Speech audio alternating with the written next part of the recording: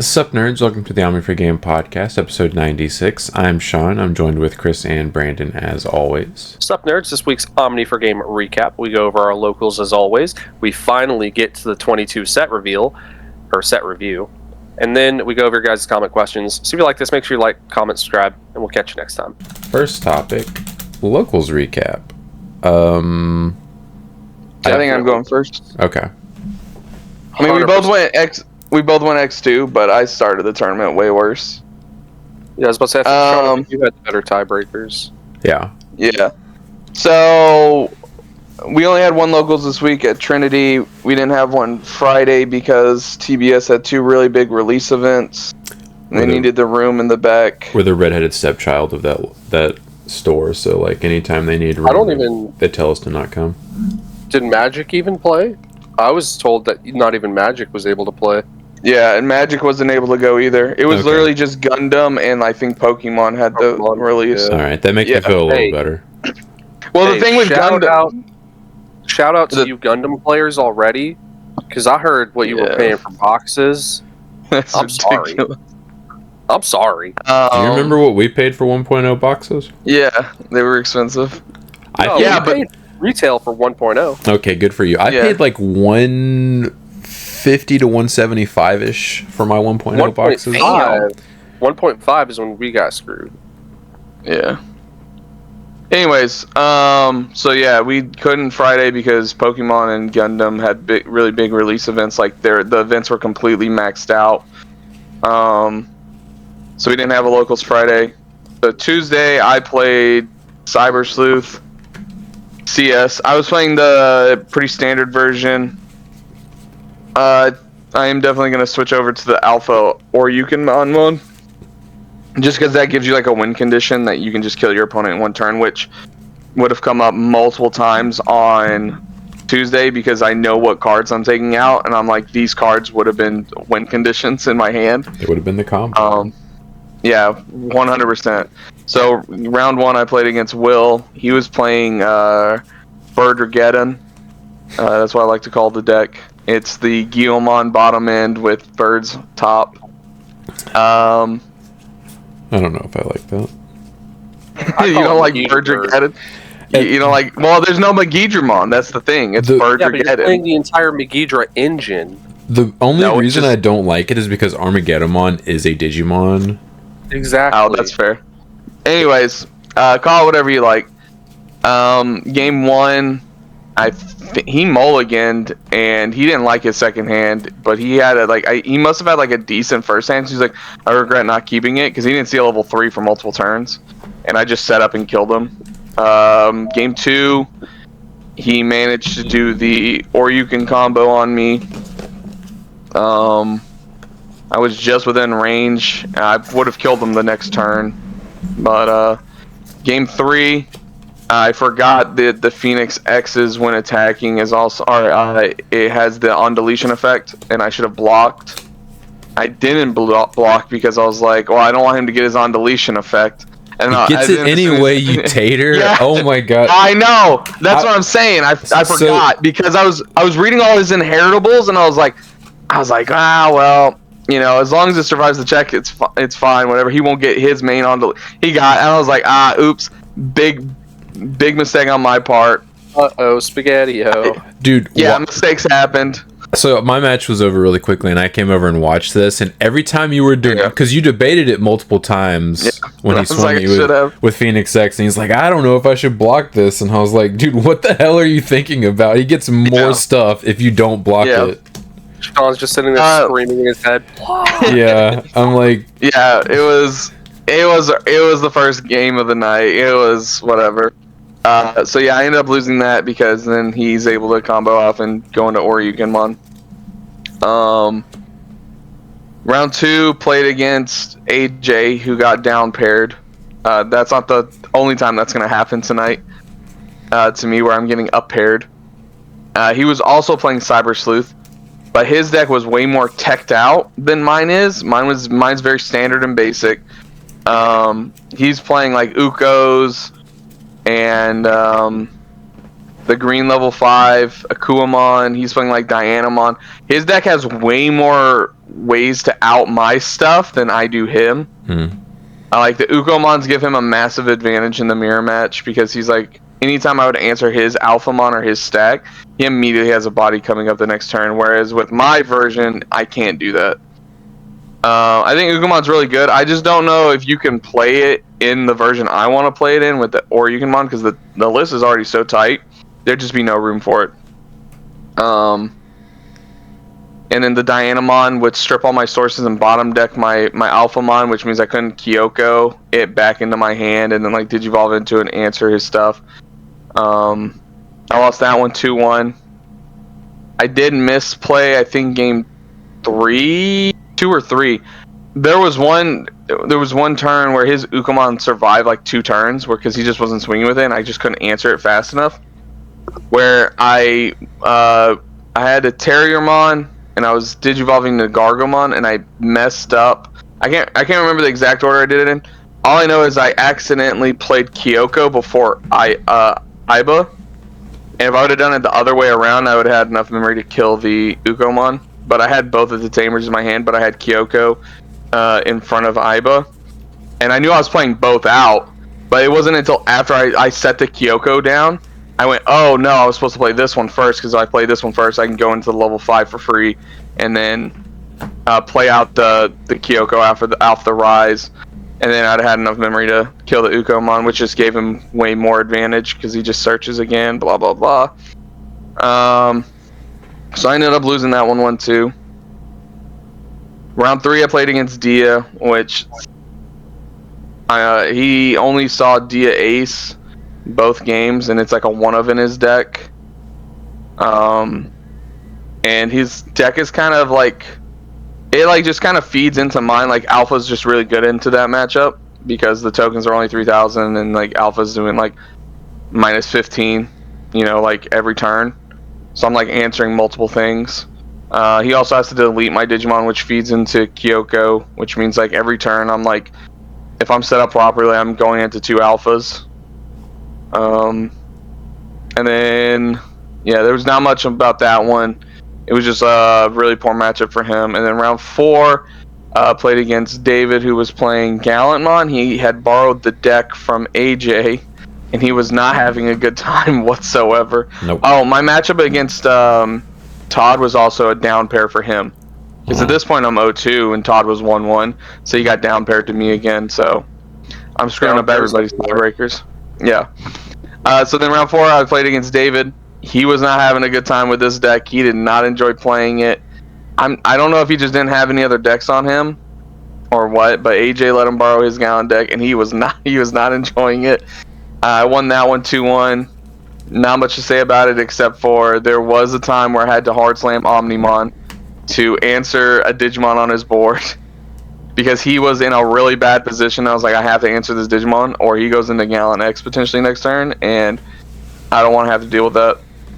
Did it, and then he responds by hard playing a War Growlmon. So it was like that. It was that kind of like back and forth. That was the only time I played the Omnimon that entire night. It just made me realize like I love that art because I did pull the alt art, but it's just you can't play it. I can't play it. It's just not a very good card. If anything, it's like not even like a true win condition, right? Because you have to be unsuspended. It's not like Omni X. Right. Yeah. Yeah, like it's just it's a cool card, and I think it is like somewhat decent removal, but like there's no point because in the CS deck you're just trying to kill your opponent. Like if I'm going into Omnimon, I'm in a bad position to get from the get-go. Like I might as well just keep the alpha and just swing multiple times, and then like tuck it, digivolve into another one, and just keep swinging. But yeah. Like if there was a way to really give the alpha or the Omnimon like reboot, it wouldn't be too bad. Like the Dianamon can because it's inheritable, but I don't play the Dianamon. I was playing Kentorosmon, which came up a couple times throughout the night. Just the ability to like unsuspend and swing, like it helped me win one of my games against Dia. Todd. No, I wanted to try the Kentorosmon. The Dia probably would have also been handy because of its removal, but I was trying to go for more of the like, hey, I'm just trying to and kill you real fast version. The Dia would have been nice for removal. I don't know. I don't know how often it would have came up. Probably a couple times, I would say. Because the thing is, I can switch to Dia even in the Alphamon version because the Alpha or Yukon version because it's just black yellow. Like Alphamon covers both colors, and then the Dia would just cover the black. It's the same with Kentauros. You can just play either one. Oh, you mean the Oryukin? Yeah, for the Oryukin, yeah. I was like, what do you mean? Yeah, the Alphamon covers both colors, so you can really play either of the other level 6s. Okay. So. Dia's 2. Yeah, I finished 2. Yeah, I finished 2-2. Knew exactly what the deck was going to be like when I played it. CS is a glass cannon. Yep. There's no protection. It is really nice if you have Kyoko set up and they delete your Digimon, you can immediately just add it back and then go into it the next turn again. Like that's really nice. Like Alphamon is very strong in the deck. It's such a squishy deck. Like cuz I had to play against it as well, and it's like the moment I cleared their body, it was just like, all right, cool, time to start over. And I was like, oh, you don't just have like a clapback mechanic or something? Like, I guess their clapback mechanic would be digivolving on top of their tamers, but what happens if you out that? They try to do it again? They also have to be at a certain security threshold in order to do that. Yeah. Kentaurosmon and the level 5 Kentaurosmon card also help you get to that range as well. I had to do that once or twice. Yeah, I had to do that once or twice, so I was within range to answer with Kyoko Alpha. So, yep, I finished 2-2. Go ahead, Sean, tell everyone how strapped up you were. So, to my surprise, we didn't do an actual release event Tuesday at Trinity. I forgot. The last time we had a release event, this is what we did last time too. I forgot about that. Remember, we all had to sit there and talk about, hey, are we gonna play with the new cards? And everyone had to agree. Yeah, it was EX9. Yeah, but that was because they didn't have product yet. They didn't have product yet. Oh, okay. I don't think they did. I didn't see any on the shelves. Yeah, I didn't see any sitting there. So, I mean, that could be what the issue was again, is they just didn't have product. But either way, so I played Magnex DNA because I thought I couldn't record. I assumed I wasn't going to be able to record, so I didn't even bring my stands. Turns out at the new location, one of the desks or one of the tables I can record at is off away from where the Magic players congregate, so I will be able to record at Trinity moving forward, assuming they don't decide that they want to sit at that table magically, which is pretty cool. So that's good news. I eventually will get Bloomlord content, I promise. I don't believe you. Well, I mean, you know, that's just Bloom. like... Who is Bloom? So round one I got paired versus David, playing the Gallantmon deck. He bricked both games. The match was over in like less than 10 minutes. Jesus. And then I felt like I didn't even play that round because I was walking around watching everyone else play for basically the entirety of round one. Oh, hold on, Sean. You didn't tell us what you were playing. Yes, I did. Yeah, he did. Oh, did he? Yes. Blank that out of my mind. You don't even hear it when I say it, I guess. Brian, you kind of out again. I thought you had. Yeah, you got that fiber now. You have no excuses. Mentally, I still cut out. Round two played against Brandon playing Omni DNA. Go figure. What? No way. So game one was back and forth. And then I made a very crucial misplay that I didn't realize. I just wasn't thinking. I wasn't thinking far enough into my turn when I did it. But basically, the misplay was I evoed my promo Vmon in the back instead of keeping it in my hand. In the event that he was going to Ace Omni me, on the swing. And if I had just kept it in my hand, I could have hard played it, evoed into the new Lydramon for one memory, and kept turn and suspended his Omni, and then Zefka aced his Omni to the bottom of his deck. But because I didn't do that, I didn't have another promo Vmon in my hand, and leaving that Omnimon on the field cost me way too much momentum and ended up losing game 1. I won game 2, and then game 2 took us 30 minutes. Yeah, game 2 was very long. I almost decked out. You had one card left in deck, and I was trying to hold on. Yeah. And then I can't quite remember what happened in game 3, but Brandon ended up winning that. You were missing an armor, so you kept hard playing rookies to try to find it. Oh, yeah. You ended up hard playing like 4 rookies looking for the armor. I never saw one. Meanwhile, I had I think a sourceless Metal Garu sitting on the board because I stunned something on your board. Yeah. Now and then I was able to promote going to Omni, and I was just able to kill you. No, you swung at me. I went into Omni. I swung at you because I was forced to. Yeah. We were in turns. Yeah, we were in turns, and it was my last turn. And I was pretty sure, based on your setup, that you would have killed me anyway, even if you didn't have Omni Ace in your hand. So I swung to draw an additional card, still didn't see an armor, and you aced me in pulled turn because I had an ace on the field. Yeah. So I ended up losing that match. But the crucial misplay game 1 probably cost me the match. I think I probably win game 1 if I don't do that, but... so round 3 played against Josh playing the Gilmon Birds. Probably slightly different from Will's list, I would assume. Game 1, I can't remember exactly. Game 1 was the misplay, yeah, okay. So apparently my brain just wasn't with me Tuesday, because game 1 I had multiple misplays in the same turn that cost me the game. If I don't make both of them, I win the game for sure. But because I made both of them in the same turn, I just lose the game. So he has a Growlmon X on the field that has its on deletion effect. I promote, and I have the opportunity to go into a partition Pyodramon or Star Deck Pyodramon. And I was like, I want to bot deck that guy so he doesn't get his float effect. Forgetting that he's playing Oryukin Ace in his deck. So he has an out to my Magna. And I'm like, okay, well, I'm dumb. After I did it, I was like, that's probably not a good idea. And I went into Magna and swung into security a couple of times. And then I played a search card to pass turn. And I had a Primogenitor on the field. And the search card revealed a Paladin Ace. And I had the opportunity to add the Paladin Ace, and that would have also insulated me versus an Oryukin hard play on me. And I just didn't add it.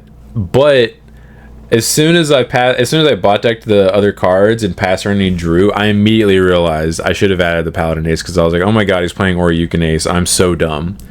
Well, he hard slams Oryukin, outs my Magna, and I can't out his Oryukin on my turn, and it just gives him way too much momentum. And end up losing the match because he clears too many of my security in that turn, and I just can't defend myself for the rest of the game. That card's so good. It's such a memory machine. Yeah, it is a good card. I just imagine Sean as the John Berthal Punisher meme. He just sees the Oryukinmon coming down, and he's just like, no, wait, no. Doof. Yeah, it was brutal. I put my head in my hands once I realized I should have added the Paladin, because I was like, if he has Oryukin, I probably just cost myself the game because of that. I ended up winning game 2, and then game 3 was kind of close, but he ended up like comboing me and killing me. So I straight up punted that match. I would have 2-0'd him if I didn't make both of those misplays in that one turn, but because if I have the partition Pyodramon, I had like 2 other Pyodramons in my hand. I just probably kill him on my next turn if he does that. But anyways, lose that because I'm bad, and then play against Dia round 4. Dia doing Dia things. I think game 1 I killed him before he had a chance to do anything significant. Game 2, he ended up with a bunch of Dias on the field and a couple of the new Aradas, and I just Paladin moded him. So he could redirect a couple of them, but he had so many bodies on the field that I was like, he had to hope he had exactly Catastrophe Cannon as security, because my Paladin wasn't immune.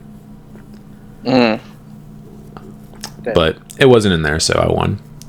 I do like the new Dia support. I do too.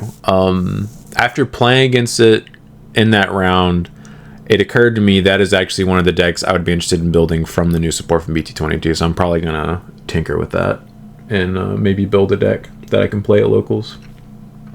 But ended up going 2-2. I did lose to the 2 people that were playing in the finals, which makes me feel slightly better, even though I did cost myself. Yeah. It was my own fault. Brandon and Chris were making fun of me saying that Magnec's DNA isn't broken, and I explained it was the pilot, not the deck. Oh, whoa. I never said that. I was making fun of you for how you kept saying, I stay strapped up. Yeah. That's what I was making fun of you for. Yeah. And I said, what'd you pack? Rubber bullets? No. I just can't fire the gun correctly, apparently. Yeah. Just misfiring. Yeah. Making those mistakes with a deck that maybe I built in the past couple of weeks is acceptable, but making those mistakes with a deck that I've played for as long as I've played that deck is just unacceptable. I don't know what I was thinking. I just wasn't all there. Hey, you're talking to the guy who, after building CS, all I did was right before I go to bed, I laid there. I go, how the hell do I answer Magna? That's what I was like. If I get paired to get shot, I think I just lose. That's I messaged you immediately after. I don't think I can answer Magna with CS. Like, even with the Oryukin mod, if you have the Primo and the partition, the partition, it's like, who cares? Yeah, it's unfortunate. I didn't get paired. There were 2 CS players in the room. Didn't get paired to either one of them, but whatever. Sag. So I'll go last. I played against Todd round 1. He was playing Dia. Game 1, he got that because I was digging for Omni all game. I didn't see a single copy of either of them. I think I finally saw one in the final turn, but at that point it was far too late. And I think it was an Alter S, so it wouldn't have cleared his board. Game 2 and 3, I saw everything under the sun I needed to kill him. Game 2, I saw the Omni Ace, which just completely wipes his board and kills the Dia Ace, and I steal turn. And then Game 3, I saw a double Alter S and was able to keep turn going into it. And that's all you need for lethal is double Alter S. Round 2, Sean kind of already talked about it. I will say, all 3 games, I got extremely fortunate in the fact that he never saw Davison Ken early. Oh yeah, that was my saving grace. Besides, I think one game playing against David, and game 2 versus Josh. I forgot about this. He poked at me with a rookie on his second turn of the game, and the first check was Davison Ken, and he literally lost all of his security his next turn because of that. Those are the only 2. Those are the only 2 games all night that Davison Ken were even on the field for me. But that's crazy. Yeah. It'd be so I got extremely fortunate. Sean's stacking. Yeah. He literally said, I just lost when he checked. So game 1, I managed to steal past him, kind of like he explained. Game 2 left us with 5 minutes left, and he killed me with the 1 card in deck. And then game 3, I just managed to kill him on my final turn because he didn't see what he needed to see, and I had the Omni set up. So, for round 3, I played against AJ playing CS. And Chris, I kind of want to talk to you about this, but I think you kind of already answered it in your little breakdown. It's the deck is heavy setup, but brittle as all get out. I don't think it's heavy setup. Well, you need multiple tamers. I mean, it's easy to get the tamers out with the Terrier Gargo combo. Yeah. You don't need them. They just the more you have, the better it is for you. But you don't need them on the field. The Iba is extremely useful. The Kyoko is nice, but the Iba the Iba is easily the best card in the deck. But for me, it just felt like either A, he was seeing suboptimally, or B, it's just the deck wasn't doing anything. He would do his combo, he would do his plays, and he'd end the turn, go into a level 6, but it would always pass turn or something, and I'd just be like, alright, cool, answer it. I would say there weren't many times where I was passing turn going into Alpha because, and again, this is why I like my version of the build. Anybody who's not playing 4 gold Numamon is crazy because just saving that one extra, just saving that one extra memory is so key. Like literally, you just go, you promote your level 4 out of raising, activate the effect Tuck. Hopefully, it's gold Numamon. Activate Terriermon or Palmon or whatever. Palmon's also really useful. It's just a free memory. And then you're digivolving for 0. And if you have Iba on the field, you tap, go into level 5, and then you go into Alpha. Like that's how most of my plays were. Like that's just not even optimal. I mean it is optimal, but that was just like my standard play line. Yeah. Like I was going into Alpha without passing turn. Yeah, I guess he just wasn't seeing like good enough pieces or something. Yeah, I don't know what his just go into a level 4 and just swing with it. So yeah, I don't know what his list looks like. Yeah, I don't know what his list looks like. Like I said, it's a little teched out. Mine's very streamlined, and I'm only playing all CS cards. So I'm never whiffing on searches or anything like that. But it is extremely crazy playing 2 tamers off for free essentially with Terriermon and the Gargomon. Like that card combo is awesome. The Gardramon's really cool, and it's like D-Evo and like minus 3000 DP. Like that's neat, but like playing your tamer, like multiple tamers for free, is sick. Mirai is also really good. You play her turn 1. Like that was my standard like turn 1 play. I'd like Digivolve in the back and then just play Mirai, and then start my turn. I'm like, all right, here's a free tamer. It's exactly what I did. Rookie in the raising, Mirai, ditch a piece, draw 2. Next turn, I have Nokia. And my Nokia it just sounds like so I can go into Omni from there. It just sounds like he probably saw suboptimal. And plus, the matchup against you would still be difficult, especially if you have Miraculous. Yeah, the moment I was set up. Yeah. Not many decks can deal with that, though. Not many can deal with that. I mean, there's a deck right there. He just doesn't care. No, I know. But that's why I said not many decks. That's one deck. It is just one deck. No, there are some decks. You lose to yourself more than you lose to other decks. Like round 4, you lose to yourself. Your own deck loses to itself more than it loses to other decks. I was about to say, don't because you're basically playing Megazoo. You're playing Megazoo essentially. He's got you there. You've got more level 6s and 7s than you do any other level, and it's all tamers too. More level 3s. Level 3 has the highest. No, I'm talking about combined. 6s and 7s should never outnumber your level 3s. Maybe. I'd have to look at my actual ratio. 3 Omni. You don't know what your ratios are? 6 and 6? 6 and 6? Yeah, 6 and 6, yeah. So 18, and then how many level 3s? 14? Yeah, 14. So, what are the odds you're going to see one more than the other? That's all I'm saying. Your deck is, once you have Miraculous set up, there's not many decks that can be like, let me just easily out this Digimon. How? I'm just saying, like, Houseway. If you have just hard drop removal, like a Zephica Ace or an Alpha, it is very easy to just clap back. Yeah. Yeah, well, yeah, I'm saying, though, like, if you have, unless you have, like, Digivolved your Agu into Wargreymon or your Gabu into Garurumon and have passed turn. Oh, yeah. De-evoing them. And I'm like, now I can de-evo it. Yeah, it's like, oh, okay, cool, easy. But, like, most of the times you're like, hey, I know you can do that. Here's just a hard slammed version one. Yeah, I literally did that against Todd. I hard played Metal Garu. Stunned one of his erratas. Anyways, continue. AJ I opened poorly. AJ. Well, I don't know. That's the thing, because like he was doing stuff, things were happening. He was searching with Ukos, like he was doing stuff, but like it never felt like he ever hit his top end and then hit me really hard. I was always just like, all right, cool. Like, because there was even a turn where I was afraid to Omni him because I thought like maybe he was baiting me, like he could hard drop a out for it immediately. So I let him check my security, and I guess no, Like the next turn, I literally just promoted and killed the Alphamon, and it did nothing.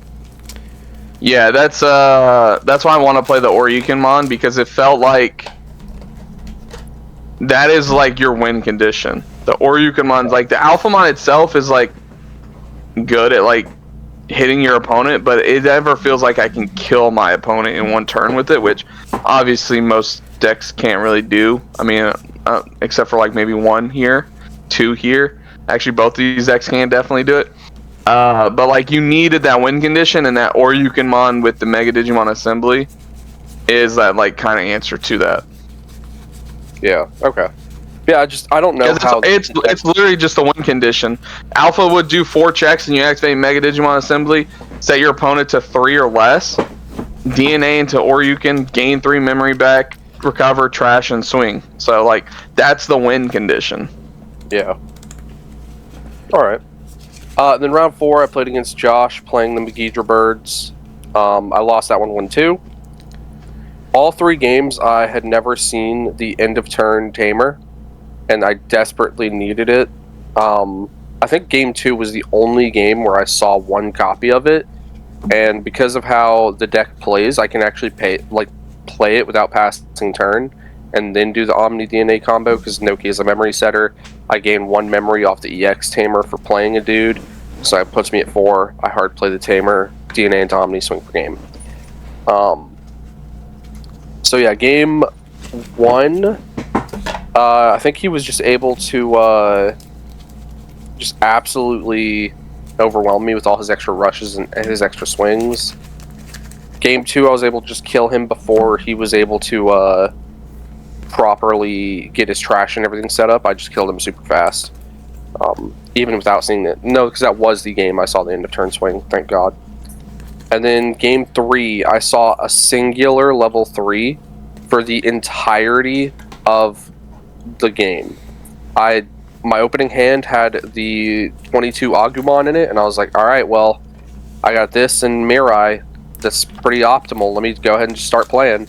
So, you know, Digivolve, play the Mirai, ditch a Wargrey, draw 2, and I just keep drawing pieces. I'm talking Melga, Wargrey, Omnimon, Melga, Wargrey. I never saw another level 3. He does eventually check a level 3 out of my security, and I was like, oh, thank God. I can start playing now, because I'm miraculous and I can use it, and it plays out. It was the good Gabumon. It was 22 Gabumon. So, there's no good Gabumon. Oh, that's just rude. So, I play out the... It's so stupid. I play out the Gabumon, and it reveals rookie, rookie, rookie. None of which are searchable, because none of them have the CS trait or Omni index. And I was just like, yeah, that checks out. Bottom deck. It was like two Ukos and something else. Starter deck Agu, yeah. Yeah. And then the next 5 cards in my deck, because I lost right there, because I needed something. I needed the end of turn swing tamer, so I could just play it, because again, I'm at 4 memory. I can play it and then just swing for game. But the next 5 cards in my deck were all 4 of the tamer, and like another level 6 or something like that. Why can't like you I literally like looked at him because I like pain, I guess. So I went, look at next card. There's the tamer. Next card, level 6. Next card, next card, next card. All of the tamer, and I was like, yeah, okay. Yeah, you shouldn't have done that to yourself. I never rabbit hunt. I like to feel pain. Why can't you draw like that versus me? Dude, I'm telling you. I was set up, I was strapped up, set up to the teeth all 3 other rounds. I'm talking, I had sometimes multiple Nokias, multiple of the BT17 tamer, and then like 1 or 2 of the EX4 tamer. Yeah, that's what I'm saying. Good. It's so good. Also, I am now slightly more insulated from cards like Alphamon, because Nokia does give me DP all turns. So, there's to that. She DPs you? Yeah, she DPs. Yeah, that is a little annoying. My Alpha can do like -19 the turn it comes out if I have the Kintaros 1 level 5 under it. It's not bad. That's a lot of DP. It is. It's a lot of DP. Some would say it's too much to handle. Not Brandon. Really Brandon big, can handle it. So I can handle all that DP. Yeah. I can handle it all. Yes, you can. Alright, time to do this set review. If somebody told me that I had to handle all that DP for Liberty, I'd do it. Not even for Liberty and Justice for all. Liberty? I'm pretty sure Sean will never understand that reference. Correct. Good guess. All I'm saying, Sean, is if there was a beach and the entire coast of that beach was covered in penises, and somebody told you you had to go eat every single one of them to preserve liberty, would you do it? Preserve? I don't even think we have liberty now. It would create the ultimate liberty. Preserve implies it exists now. I guess you're not. Hey, look at these Digimon cards. Look at these cards we should have been going over weeks ago, but my fiber decided to not show up. Yeah. Hey, great news. I already have a rough draft for Dia. Nice. I'm currently fishing Dia cards at him. I'm going to have to borrow some cards for surezies. Alright. BT22 set review is finally upon us. Oh, okay. That makes it no bigger. Alright. Pyoyomon, your turn once per turn when effects place Digimon cards with Aqua Animal any of their traits in the Digimon sources. Draw 1. This is probably a 3 for this archetype. Yeah, it's like they play this one, or are they still playing the memory gain one? If you're playing, I'd say I'd rather play the memory gain one. I would agree. It's still a good card though, like drawing, and it works in its archetype, so 3. Yeah. Kyaromon, your turn once per turn when any of your tokens or other puppet trait Digimon are deleted, draw 1. I personally don't like this card as much as the one that came in the starter deck that draws 1 when attacking if you have more than 1 Digimon. Yeah, I was going to say, I feel like this one is okay. If this one was all turns, it'd be different, obviously. I think that'd be a little too good. But the fact that it's just your turn and they have to be deleted, like I know that works into its archetype. Like Sean said, I like the one attacking one more because there's not going to be many times where you don't have 2 Digimon on the board. It's extremely rare. Puppets, yeah. So I'm going to give this one like a 2, maybe. Agreed. Ben was debating this in the starter deck one, and I was like, I don't see why you would play this because... Yeah, I don't even know why you'd look at that one. So the point of draw power is to get into your engine. Whenever you do get a draw off this, you're already playing the game. You're there. Yeah. Yeah. So like this does not benefit you. It's cool that it's not a win attacking effect because you don't have to play into aces, but you're already you're going into a level 6 usually off of the deletion effect of the level 5 now. I think the only way to make this one even a little bit more playable is to also make it to where it draws when this card would be deleted. If it did both. I don't think there's and even then, I still think I'd rather play the other one. Yeah, if this said when they were played, I think it'd be that'd be really good. Yeah, that'd be much better. Yeah. Then we have the second yellow Tama in this set, a Tapmon. Your turn once per turn when Digimon gets linked, one of your opponent's Digimon gets minus 2,000 DP for the turn. App card bad. It's like it's a 1 or a 2. Like, I don't know. I don't know too much about this new app stuff, so I can't comment too hard. But I mean, the other one draws a card. Draws me a card. Yeah. Yeah. Okay. Then I'd rather have that one. Yeah, you already have draw power, so this is not going to be the best one they have. Green Sunmon. Yeah, Wanyamon, your turn once per turn when effects place CS trait Digimon cards in the Digimon sources, it may digivolve into a CS trait Digimon card in the hand with the EVA cost reduced by 1. It's like a 3. Yeah, it's a very solid card. I mean, its reduction is nice. That's why I only play CS level 3s because I'm always wanting to trigger this off. Like I said, the Ukamon would be nice and it gives you like an extra turn, but unlike when you're playing, you're wasting a Wanyamon, and not only that, like it's unlike most other variations with the Ukamon where you'll have like the Koromon under it, you can swing and then you're drawing a card.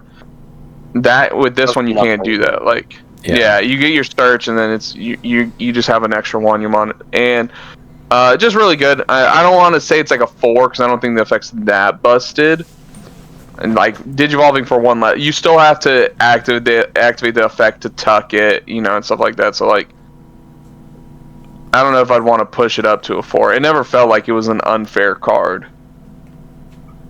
It always felt like a very solid card. It's like 3.5 or just a 3. Yeah. I just 3. I don't think it's a 4. That's fair. Sumamon, your turn once per turn. When any of your Digimon with the unidentified or CS trait are played, draw 1. I mean, this has got to be the new one you play in 100%. Dia, so it's like, yep. It's so unfortunate. If this would have been printed back in the day, it would not be once per turn. You'd be drawing a billion cards with Dia. Man, you would deck out this in the Caramon, the Caramon. You're just like draw. When your own Tama makes you take the Max D challenge. Yeah. Definitely a very solid card. I'd still probably give it like a 3. Yeah, I am excited to actually test this card out. Because of this card's existence, I can now play an entirely black base Omni DNA deck. Because obviously the 22s can EVO on top of this because he's a CS trait. And then I can run EX4 Gabu and starter deck Agu. So that way all of my start of main phase can just be cut. Because honestly those cards kind of feel bad unless you're promoting them. And like sure, promoting the other ones feels bad, but whatever. They all have on plays at search except for starter decks, so yeah, this one's a solid. I'll be trying that one out probably this week. Moonmon, your turn once per turn. When effects places Digimon's top stack card as its bottom source, draw 1 and trash 1 card in your hand. I mean, that's okay. This doesn't see play. I don't think. I think some versions were playing this card. I don't think many, but like. I'd rather just stick with the Sunmon. I agree. Just people just testing new stuff, new toys, Yeah, it's cool that it's draw power, but I would much rather have the reduction. Yeah, I feel like there might be a purple engine this gets tossed into just because it is drawing trash cards. Well, the thing is, it's again, very strange. It's not archetype locked. It's not. Which is weird. That's the problem. Bandai's never made that mistake before, though. No, definitely not. Which is why I'm like, I don't want to bump it down to a 2, so I'd probably keep it at like a 3. Because again, it's not archetype locked. At least like with the 1. I think it's currently still a 2. But I think they should have archetype locked this card. Yeah, I am actively surprised this thing is not CS trait. It is odd that it isn't. I wonder if that was their concern. But like I could see this being a Sumamon is CS trait. How the hell is this not? Whatever. The Mother Eater is CS trait. Whatever. Right. Yeah. So mommy, I legit don't want to read all this text. So this, I would say this is probably honestly this deck sucks. This archetype blows. The deck sucks, but this card's pretty cool at least. I mean, it's a solid 3. I don't think it's anything crazy. Do you think it's a 3? I think the Mother by itself is a good card. I think it's just everything around it. It doesn't do what other archetypes like this did that made those other archetypes amazing. This is just good. Middle of the road. I guess. I think if this deck gets further support, hopefully in the next set, not EX, but the next mainline set, it'll be a little more playable. Because I was thinking about playing this deck, and then like I was watching some gameplay and like actively trying to like go fish some stuff, and I was like, this doesn't feel very good. Yeah, it's monumentally slow. Yeah. I'm just dead. Yeah. Like they keep trying to reinvent the Megazoo decks with like Abaddamon last set and then this deck, and they're just way too slow. Yeah, they're just off base with what they need to do. Yeah, which I get. They're trying to err on the side of caution because they don't want to make one of those turbo broken, but the alternative is it's just unplayable. Yeah, cough, certain BT15 secret rare. Apocally. Oh. Yeah, Apocally. Sorry, I didn't think I had to specify that. I was so confused because I was thinking of all of the Tama-based Megazoo decks, like the Demons and the Royal Knights and stuff. That's why I was like, what the hell came out in BT15? Yeah, that is true. Agumon. On play, you may return one Digimon card with Greymon, Garurumon, or Omni in its name from your trash to the hand, and then end of turn DNA inheritable. This card's like a 5 out of 5, and because it's an Agumon, I know you guys can't disagree with me. All right, new rule: Brandon can't rate cards. No. So I mean, this is a 3. Realistically, yeah, he's a 3. Yeah, that's a 3. Realistically, jokes aside. It is very nice to be able to recycle my pieces whenever I want, and I don't have to play no Owen Dreadnought Tamer, Agumon looking dude. Do you have pre-release stamps of this yet? Working on it. I think I have 1 Agumon and 2 Gabumons. I think. I pulled both Gabumons. It was very upsetting. Oh. Yep. I didn't pull a single of any of them in my pre-release packs. I had to trade for all of them. After we left last night, and I'm not even happy about this, but I'm just sharing because I thought it was funny. I have 5 pre-release Damn Lord Nightmons. I pulled 2. Yeah, I wish the card didn't suck. Effectmon. Security. Play it. On play, when Digivolving, delete one of your opponent's Digimon with 4,000 DP or less, and then when linking, delete a 4K or less. I don't like how they keep giving these Atmon cards as security Digimon. I don't like it either because you get kind of swarmed on if you poke them and they just high roll you. Yeah, yep. That's what and I kind of get why they want to do this because they want to be like, here's a body that you can link with now, like, or you can use as a link. But have you considered if you're going to turn their card sideways at me instead? Yeah, they're just going to kill me by. Oh no! I accidentally hit this Digimon as security. I've lost now. Yeah, security Digimon are pretty strong. Annoying. Yeah, we went from not having like a handful to now like a billion. I'm not a billion. There's an archetype of them. It's literally Atmon is the security Digimon archetype because like we even got reveals. I'm pretty sure now that have more of them. They're flooding. Like they're just going to keep doing it, and they all have like decent on plays too. Yeah. I'll give this. I don't want to give it a 2 because it is like a security Digimon, so I'd probably go like 2.5, 3. I think the fact that security Digimon makes it a 3. Yeah. I want to say 3, but then I see that it's an Atmon, and I want to go down to a 2. I mean, that's fair. If Josh was here, it's a 0. Yeah. Yeah. I don't know if you even play this in Atmon because I don't have any intentions of ever building that archetype. So I don't know if like this makes the cut because they have so many level 4s. Yeah. Marimon, main once per turn by paying 2 cost. This Digimon gains raid and piercing for the turn. This Digimon may attack inheritable plus 2k your turn. Bad.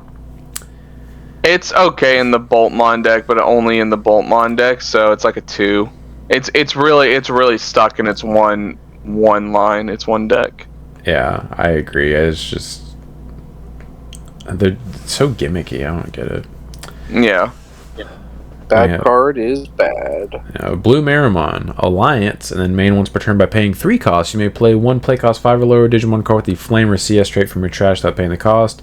Then this Digimon may attack inheritable. You return this Digimon with the Flamer CS trait gains Alliance. Again, it's pretty archetype locked. You're only gonna be playing this in the Boltmon deck. And you can play this in CS.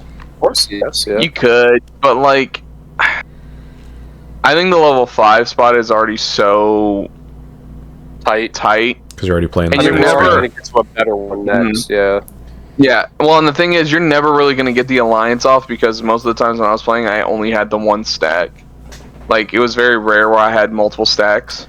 Well, this guy plays a body for you. I guess that's true, yeah. But yeah, none of the bodies have on plays, though, right? No, they do. The Gardramon, yeah, they do. The Gardramon does. I think the Gold Numamon does. Maybe the Kawaga. But you only get the really good parts of their effects when you have the other. Yeah. I think this card has potential. Yeah, you're right, Sean. I forgot I played out the body right after you read it. So maybe it's not awful. Maybe I'd probably bump it up to a 3, I guess. Because you're right, you can't just play it in CS. Maybe if you can find a little bit of room in there for it. Yeah. Then we have Rise Greymon Raid. When Digivolving, if you have 1 or fewer tamers from your hand without paying the cost, you may play 1 red or black tamer card with a play cost of 4 or less, or 1 tamer card with a CS trait. Inheritable, security attack +1. I'm gonna give it a 4. Yeah, it's easily a 4 because I like how they didn't archetype lock it. It's good for multiple decks. You can still play the Kyoko off this because it just says you can play a CS tamer. Yeah. So it ignores the 4 play cost, and then the security attack +1 is perfect. So I mean, there's really nothing. There's nothing in Raid 2. Like, I mean, the Raid is random because, like, it is. How often is that going to be beneficial to you on level 5? But well, now that I think about it, I guess it's okay with. I had to use it the other night. BT9X antibody. Yeah. I'd rather have it than not have it. You know what I mean, it's like, I don't know. It's obviously not going to make or break the card, but yeah, it's nice to have just in case because you can just swing over small bodies and stuff. But right. Yeah, I agree. I think this probably is a 4. I do like that they gave it the alternate Evo condition with Greymon in name, so you can play it. Yes. If we ever get Greymon X back to 4, it Evos for 1 on top of that, which is pretty cool. Yeah, it's the perfect card. Like, it slots into so many different decks. That's like the best part of it. Gaiomon, War Greymon, Tribal. You could play this in Shine. There's like no reason CS. to. You could. Right, you could. I'm not saying you would. You could though. And then CS. Like, there's so many different decks you could play this in. That's why I like this card so much. Yeah, I'm looking forward to the judge packs of these, since it is. Oh, dude. So that's why I don't even need to get the pre-release stamps of Agumon, because he's going to be in that judge pack too. Oh, is he? Okay. Gabumon's the only one I need to get the full playset for. Oh. Then we have War Greymon. Hand main, if you have Nokia, one of your Agumon digivolves into this card for an Evo cost of 6, ignoring Digivolution requirements. When Digivolving, activate one of the effects below. One of your Gabumon may Digivolve into Metal Gurumon in the hand. No requirements, no cost. Or delete one of your opponent's Digimon at the lowest DP. Inheritable when attacking once per turn, the Digimon has Omnimon in its name, trash your opponent's top security card. So, obviously this is, in my opinion, a step up from the 17s. The major downside is they're not on plays. Like, you can't reduce their on play like the other ones. So you do have to have the bodies on the board to do it. And now they're always susceptible to DP, or not DP, to D-Evo. And you have to have Nokia. Like, your deck is super reliant on Nokia now. Which is why I was, at the moment, running a 3-3 split. 3 CS, 3 17s. Of each? But I might... Yeah, 3 Wargrey, 3 Melga, 3 Wargrey, 3 Melga. Now, I might cut that. I told you, he's playing more 6s and 7s than he is level 3s. How do you draw playable at all? I mean, playable enough to beat you. So, I'm probably going to cut into those, though. And I think the 17s is probably the one that I cut into and cut a little bit of. Probably just do 5 and 5. Man, but yeah, no, it's still really good. Like, tilt because you can't play the game. Yeah. I mean, they also have better removal, but we'll get there with the Melga. But I think the 17 Melga had the better secondary effect. Yeah, stun is pretty strong. Yeah. Probably give this like a 3. Yeah. Yeah. Solid card. You're not gonna play this outside of Omni DNA, so. No. I mean, you can play it in CS. Look at him. He deletes a dude. That's so good. Anyways. Right? Yeah. Gaiomon. Raid reboot. When Digivolving may unsuspend one of your opponent's Digimon, then this Digimon may attack. All turns once per turn. When attack targets change, this Digimon gains piercing and 5,000 DP for the turn. This was a beast in the pre-release. Yeah, dude, a lot of cards were a beast in the pre-release. I don't think it's an awful card. I just don't think it's a great. I don't. Like a 2. Yeah, I think it's like a 2. Yeah, I don't think it's trash. I think it's okay. do. Yeah, it's pretty bad. You sound like Ben talking about puppets.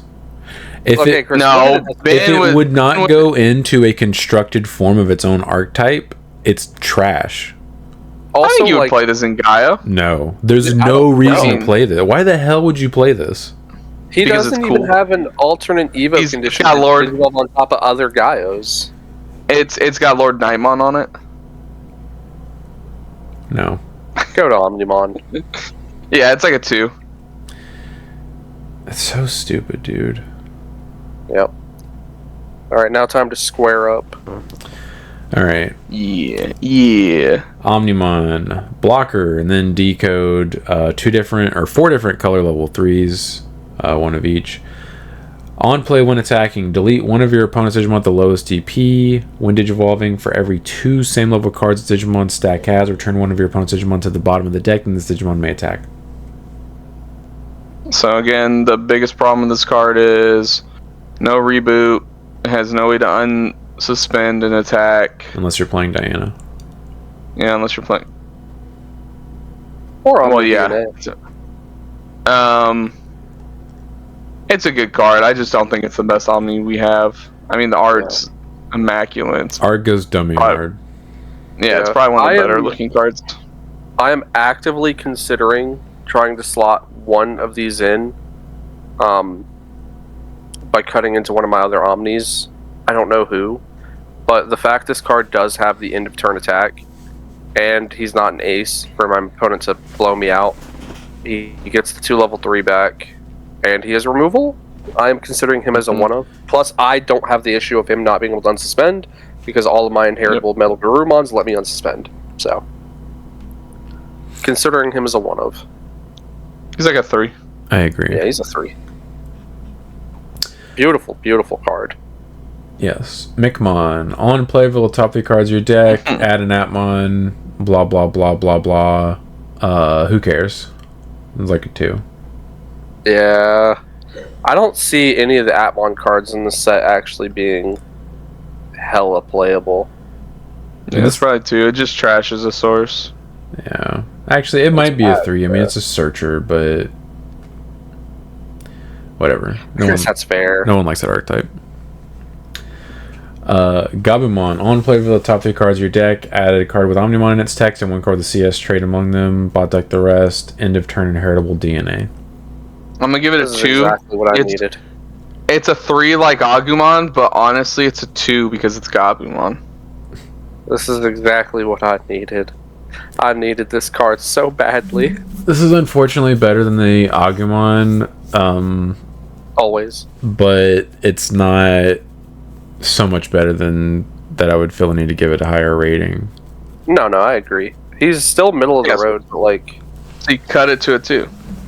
No. Yeah, math. No. Sangomon. On play by placing this Digimon's... On play by placing this Digimon as the bottom Digivolution card of any of your other Digimon with Aqua or Cinnamon on any of their traits.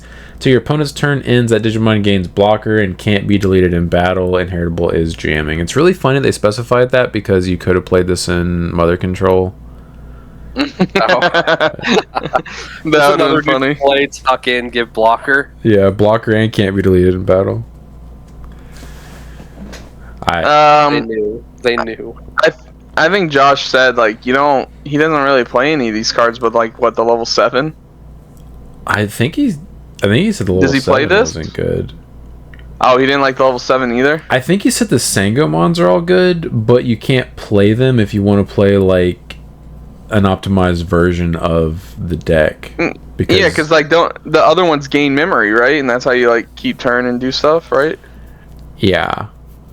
I'll need to hopefully he'll build an updated fish list. I'm sure he will, and I can get a deck profile of it, but yeah. The way I'm reading this, it seems like I'd probably give this a 2. I don't think it's that great. Yeah, blocker and whatever, but it's like this doesn't seem like it's helping you win. On paper, it's playable. Yeah. Like, on paper, you read it and you're like, this is a good card. I could see this being played. But knowing that our resident fish player is like, hey, you have better options, makes me want to drop the score, but I don't think we should, just because we know That because like I'm not. I'm looking at this card and it screams 2. What is giving your Digimon blocker and not being deleted by battle really helping you with? Well, I mean, and jamming, especially when you already have those effects.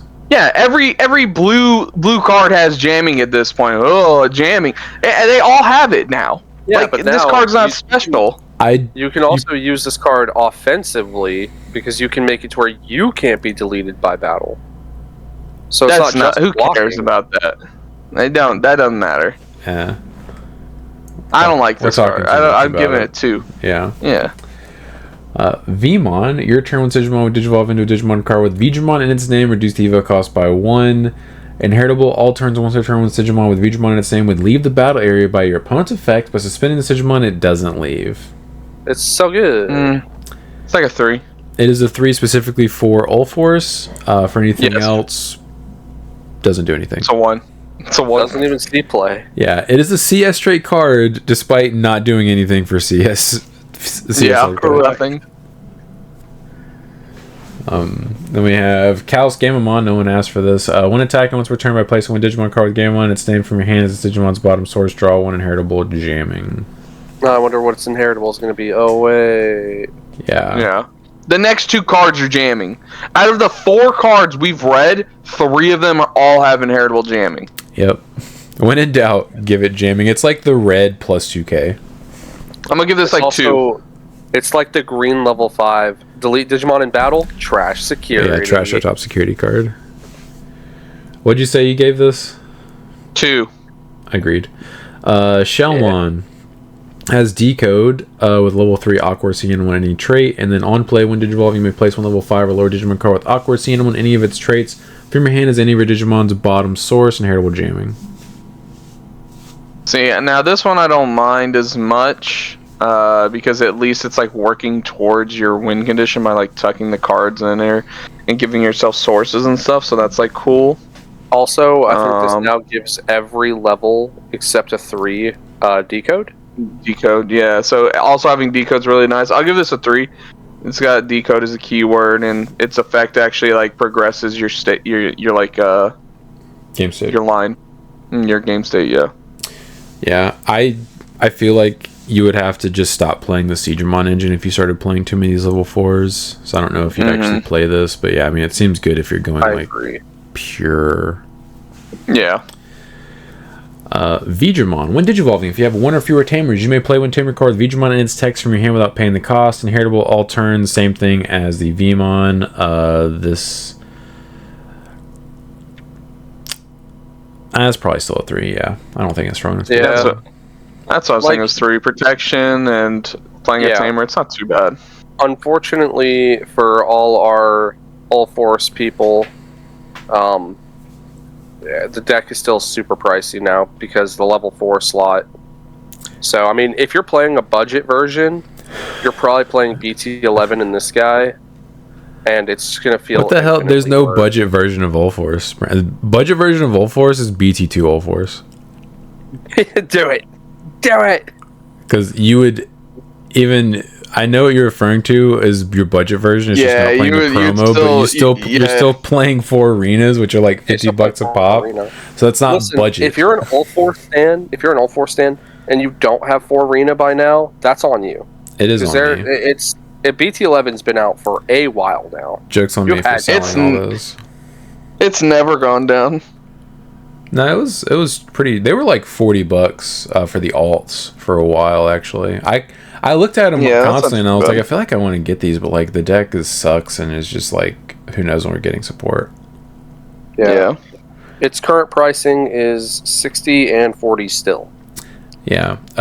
I do really like this card, and also something cool, since obviously there's no reason to put a once per turn clause on a when digivolving effect, but I do like the fact that you can Evo into this guy, play the BT11 arena, and then swing with them, trigger BT11 arena, and then play another arena.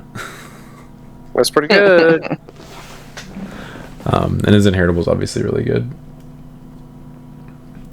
Arrow Digimon. On play when digivolving, return one of your opponent's level 4 or lower Digimon to the bottom of the deck. End of your turn. Once per turn, one of your blue Digimon or Tamers may unsuspend. All turns, once per turn, inheritable. When the Digimon with Digimon in its name suspends, if you have a blue Tamer, Digimon may unsuspend. It's pretty good. I mean, it's alright. I give it a 3. It's inheritable. It's nice. Yeah, I still think the BT11 is better. Just being able to see as many Tamers as possible to set up. I think this removal is kind of mid too. Like, I think it would have been cool. Yeah, the removal's bad. I feel like if it would have said something like, if you have, you know, a blue Tamer on the board or 2 or more blue Tamers on the board, you could bounce a level 5 instead. I think this is a 2, in my opinion. Yeah. Think so? It's very underwhelming.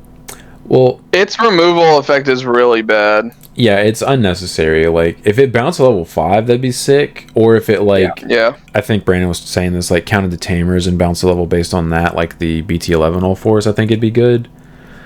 But I was thinking, don't make it to where it can bounce up to level 6s. I think that's too much.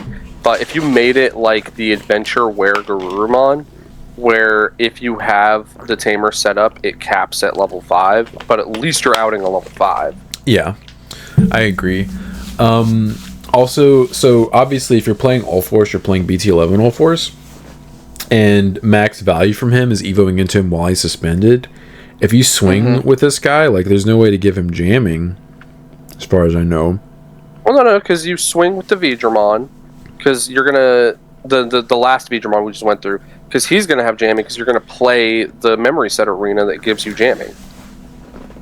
You're right. And then you go into him, he'll unsuspend. I forgot she's an on play. Yeah. At least I'm pretty sure. No, I'm pretty sure you're right. No, it's on play plus 3k, and then when they attack, you bounce it to give them jamming. Yeah, so I mean, you'll have jamming. But you have to bounce her back to hand to give jamming? That's... Oh, God. Yeah.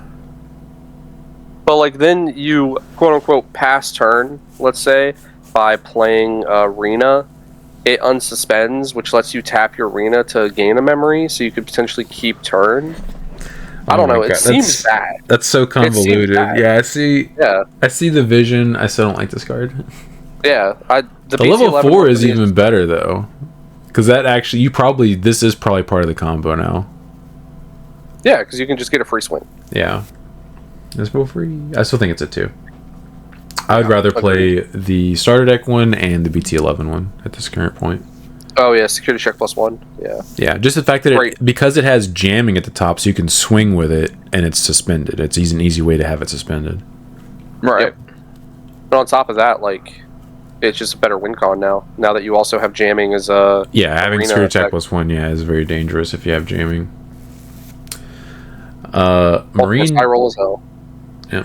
Marine Bullmon. Hand main if you have Yao by placing 1 Shellmon from your trash as any of your Single-Mons. Bottom source if Digivolves into this card for an Evo cost of 3, ignoring Digivolution requirements. Decode level 4 with Aqua, C-Animal, any trait, and inheritable end of attack. You may play 1 level 4 or a lower Digimon card with Aqua, C-Animal, any of its traits from Digimon sources without paying the cost. Seems okay. I think the other Marine Bullmons are better, though. Yeah. Yeah. Like, I like how it has an alternate... I like how it has an alternate Evo. That's neat. Being able to, like, skip up into a level 5 is fine. Yeah, hop, skip, and jump. Mm-hmm. Yeah. I'd probably give it, like, a 3... Yeah, I mean, I do think this is probably the one you play if you're playing the Liberator version of this deck. You think?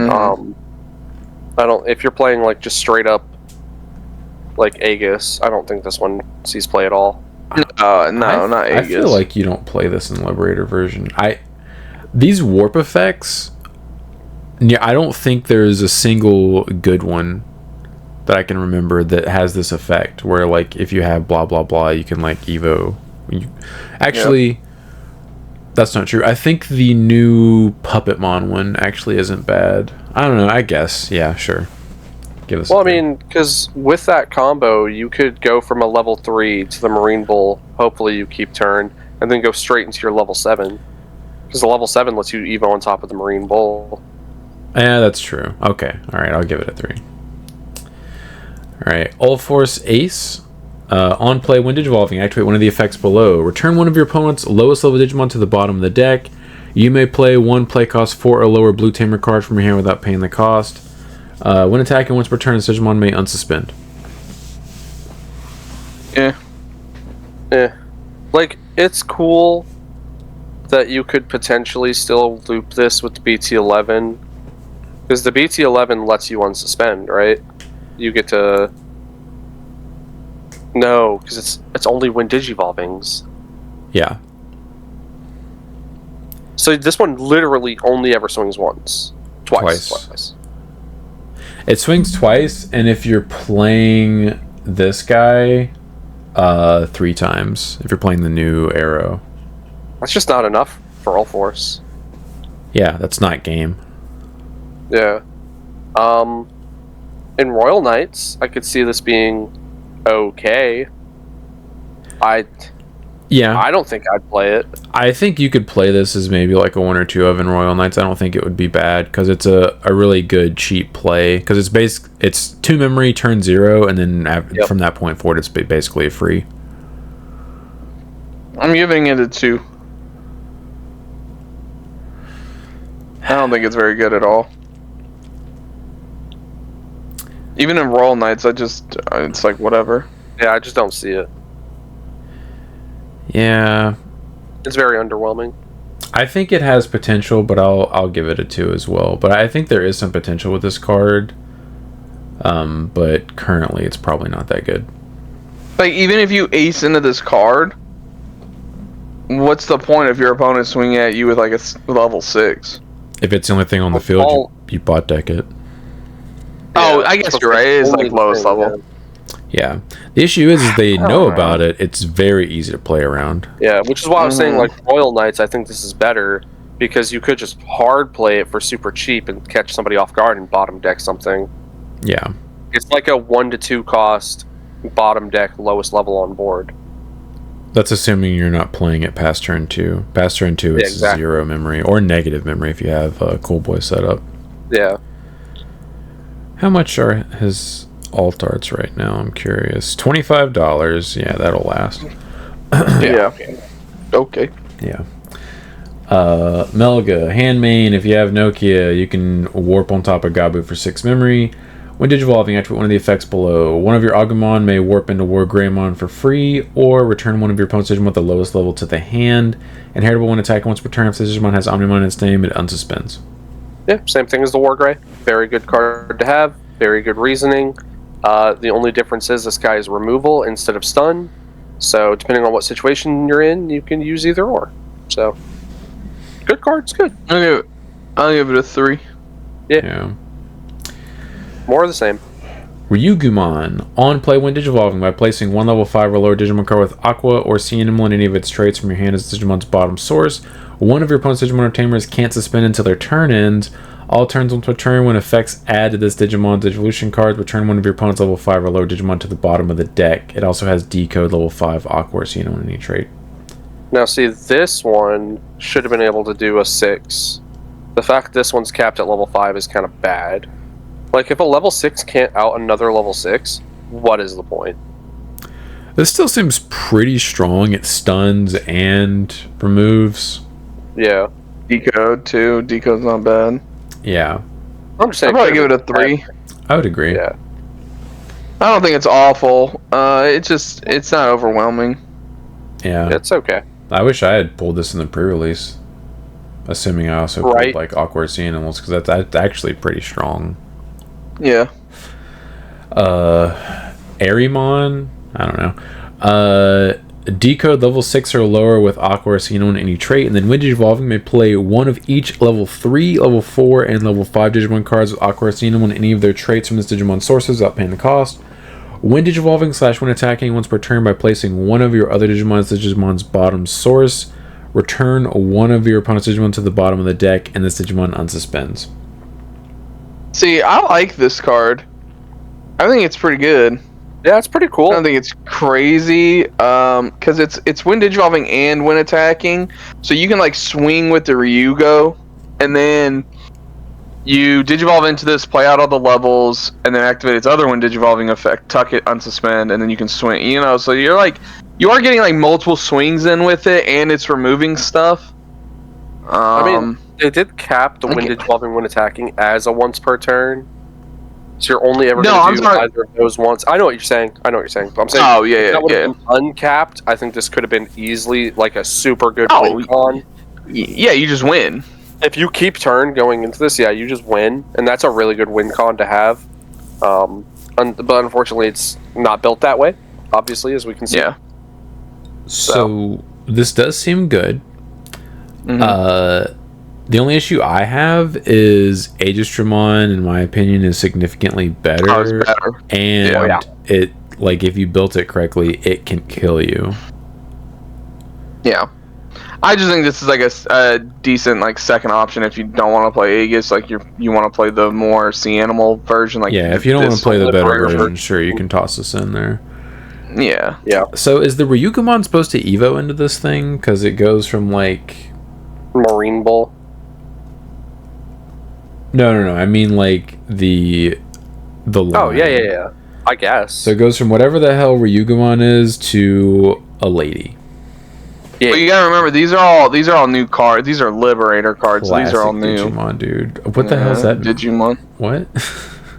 Why do I have to remember that they're new? Because like these are new designs. We don't know. I mean, you'd have to read the comic to actually see it. I could just Google it. I feel like I don't have to read anything. On play. Reading sucks. Yeah, reading sucks. Reading's for nerds. Shumon, on play, on deletion, one of your Digimon with the puppet trait gains blocker until your opponent's turn ends. Inheritable. When attacking once per turn, minus 2k to one of your opponent's Digimon. Oh, that's bad. I'm gonna give this like a 2. It seems bad. Yeah, I agree. It doesn't seem super awesome, especially when you're playing Kaguyamon, which gives everybody blocker anyway. Well, not just that. Like all the other Shumons, like search and do better effects than this. Even its Inheritable is bad. I mean, its Inheritable's okay, but they have better. Yeah, Sean, it's a puppet. I'm not trying to. I think the card sucks because of Say 1. Because of the top effect. It's probably a 1. I feel like you definitely don't make room for this. I'm assuming, because I know Ben picked up a playset of the box toppers at pre-release, but I'm assuming he did it just because it's a puppet and he just wanted to have it, because I don't see him.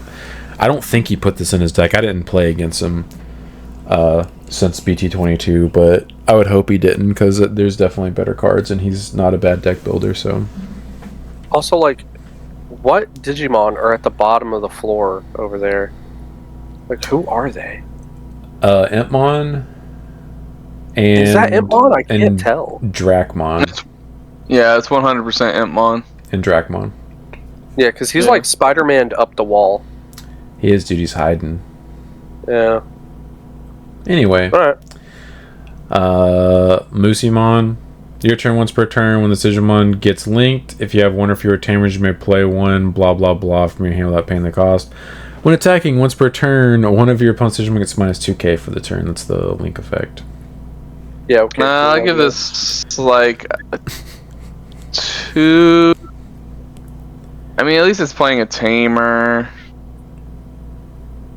Yeah, but it's like, it's super locked into this Aranusmon line. Yeah, it's the Aranusmon tamer specifically. If it said an Atmon trait.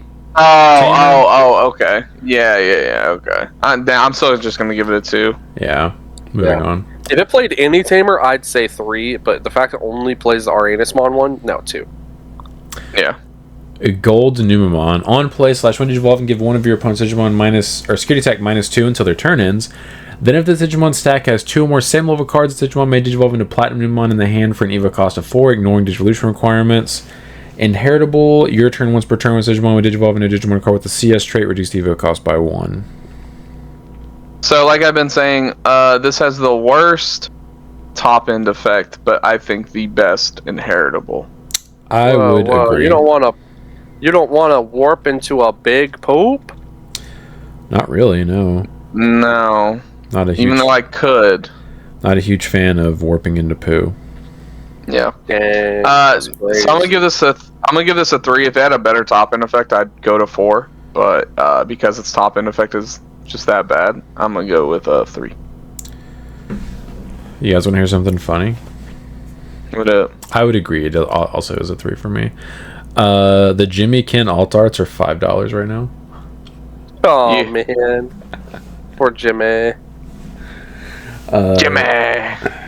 Shushumon. On deletion, you may play one level 3 Digimon card with a puppet trait from your hand without paying the cost. Inheritable when attacking once per turn, minus 2k. But guys, the Shumon works with this. You Digivolve into this, it dies, and then you play the Shumon, and you give the Shumon blocker. Yeah, this also seems bad. It's not a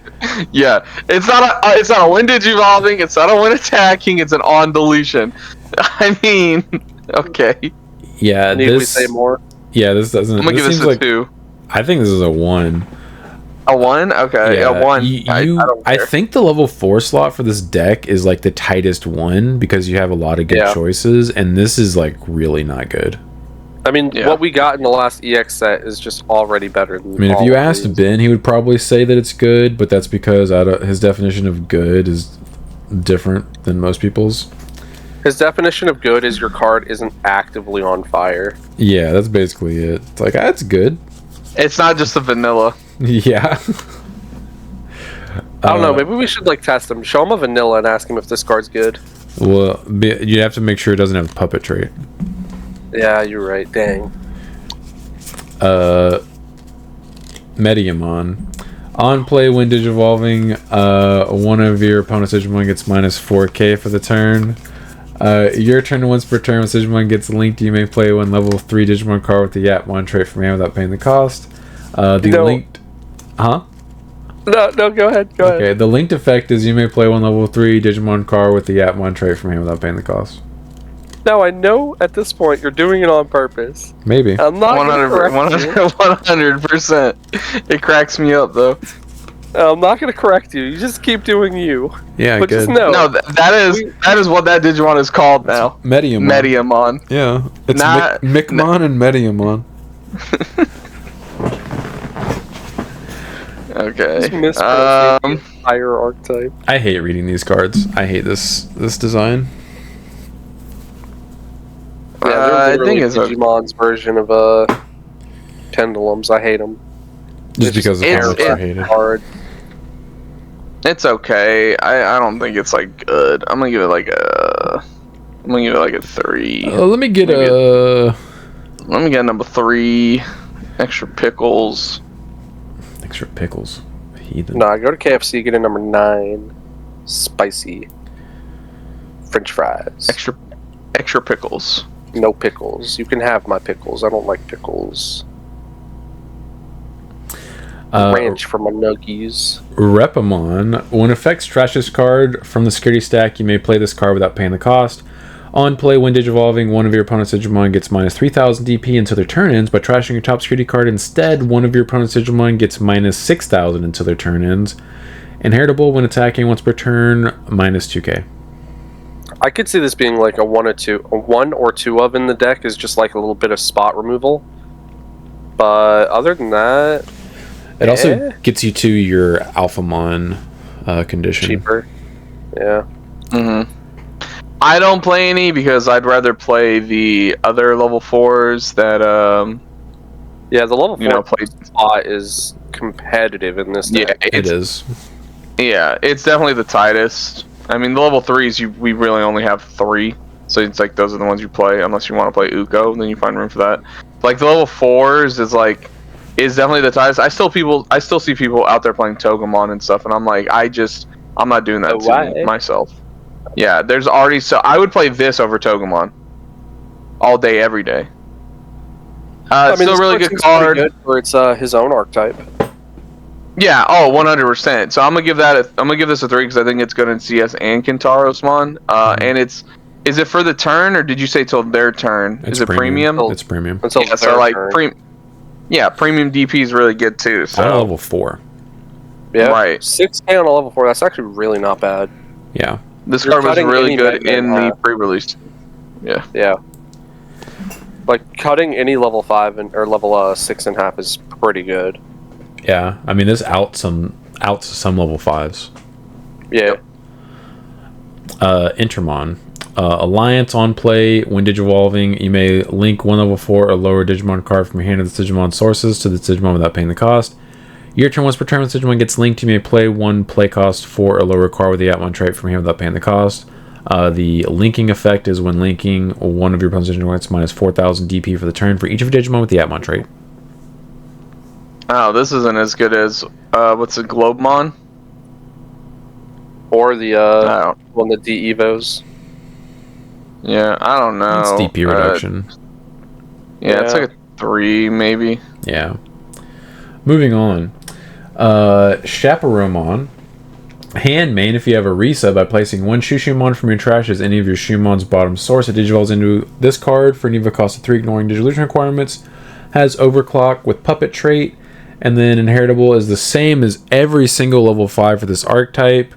All turns once a turn when Digimon would leave the battle area other than by your effects by deleting one of your tokens or other Puppet trait Digimon it doesn't leave.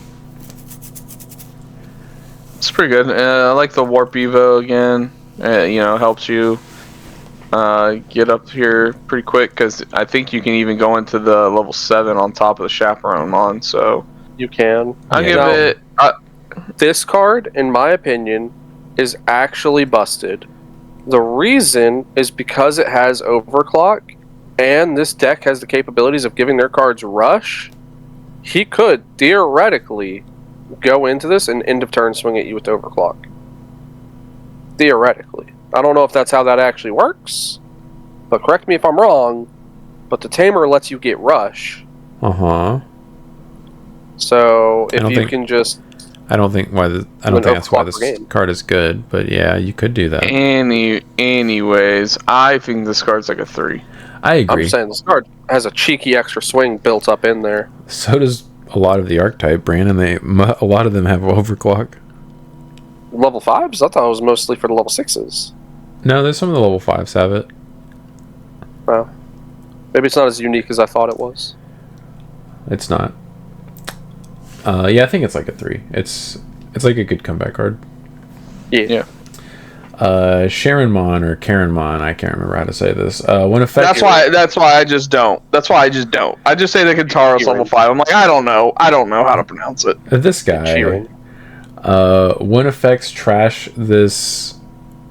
What'd you say? Sheeran. Oh, it's Ed Sheeranmon. Alright, that works. I like that. One effects trash this card from your security stack. One of your opponent's Digimon gets minus 8,000 DP for the turn. When digivolving by trashing your top security card, this Digimon may digivolve into a Digimon card with Kintorosmon or Matamamon in its name, or the CS trait in the hand with the EVO cost reduced by 2. Inheritable when attacking once per turn. One of your opponent's Digimon gets minus 4,000 DP for the turn. So this is the other level 5 I'm playing with the Rise. This just helps you again go into Alpha for pretty cheap, and it fuels your, alternate Evo cost for Alpha with Kyoko. I see a lot of lists playing like 3 Rise, 2 this, and then 2 of the Kuamon. I just think Rise is so strong with the security attack +1 and the Tamer play. I just play a full play set at 4. Just in case I don't, because sometimes you will be under the Tamer count, depending on like how the game state's going and like what you're seeing and stuff. Maybe you don't see Terriermon or Gargomon soon enough, so you need the Rise Greymon. If I was gonna change any of my level 5s, I would probably cut into this and the Rise and play a Kuamon for some removal. But I like this card a lot. I'm gonna give it a 3. I agree. It's pretty strong. Yeah. Monzemon. DM. Yeah, more DM stuff that no one asked for. Armor Purge. When digivolving / when attacking once per turn by trashing this Digimon's bottom face down source until your opponent's turn ends, one of their Digimon can't activate when digivolving effects and gets minus 4k. Inheritable when attacking once per turn minus 4k. It's okay. I don't know. What are you playing this in? Shin Monzemon? Is that a deck? You would have to be playing a DM version of Shin Monzemon, but yeah. Yeah, I don't know. It just seems weird. I'm gonna give this like a 2. I don't think it's very good. I mean, it's not bad, but you would have to play it in DM, otherwise it's not doing anything because it requires you to have face down cards. Yeah, like you wouldn't even be able to play this in regular like Numemon. Yeah, it doesn't even do the work for you like some of the level 5s we got in EX9 where they took a level a face down card for you to trigger their effects. He has to have one already in there. Exactly. That's what I'm saying. Like if it tucked a card, like I'm like, okay, you could play this in Numemon. Yeah. It doesn't even do that. It doesn't even do that. It requires you to already have the setup, which is bad. Yeah. Our Anusmon. Alliance and Link +1. When Digivolving / when attacking once per turn, you may play 1 level 4 or lower Appmon trait Digimon card from your hand without paying the cost. All turns once per turn, when any of your Digimon are played, you may link 1 Appmon trait Digimon card from this Digimon's evolution cards to one of your Digimon without paying the cost. I mean, the effect seems okay. I mean, I still think you just play Gaiamon. I just think Gaiamon's a better card than this. But I guess if you're playing this music version of Appmon, you would play this, obviously. I don't know. It seems like an okay card. I mean, I still think this card is pretty anus. Agreed. I agree. I guess this gives Appmon a secondary level 6, but... Yeah, I'll give this like a 3. I guess. Best art. Best Cinderella art. I love this art so much. Cinderella, overclock with the puppet trait. On play when Digivolving, you may play 1 familiar token, and then all turns when when any of your other Digimon are deleted, you may activate one of those Digimon's when Digivolving effects. I'd probably give it like a 3. I don't think it's anything crazy over the top. This slapped me pretty hard in the pre-release, but that was about it. Pre-release, it's very good. It was very good in pre-release. Guys. Yes. We cannot base our ratings on how good they are in a pre-release format. I think well, if it's pre-release rating is a 4. Regular release version, it's like a 3. I would say 2. I don't think this makes the cut. I think every other Cinderella is better, and you have Kaguya now. So what's the point? I agree. I think this is like it doesn't. So I have 3 different ratings. I have regular rating, it's a 2. I have including the art, it's a 3, and then pre-release, it's a 4. Boom. There we go. You know what's funny? You say that because Ben, the ultimate puppet coper, pulled this in pre-release and chose not to put it in his deck. Yeah. Well, he had cards like Gaiamon.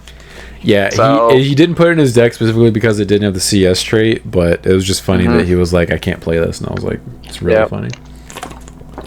Man, you've heard of them hitting the second tower, but have you heard of the second tower hitting you? I'm not. That's what I'm saying. Kentorosmon. When this card would be played, if there are 6 or fewer total cards in both player security stacks, reduce the play cost by 6. Blocker, barrier. On play, when Digivolving, you may place 1 yellow card from your hand as your top security card. All turns once per turn when Digimon suspends by trashing your top security card, it unsuspends. Yeah, I think I'd give it like a 3. Well, see, the reason why I'm playing this is because it's got the unsuspend. You have literally said this, like, I know, 20 times. But I've said it on the podcast already. So you have. You said it earlier. Cut this out. Cut this out. Cut it out. Quit telling us why you play this card. We know. I just disagree with you. I like barrier. I like blocker. Yeah, I think this card's a 3. It's not bad.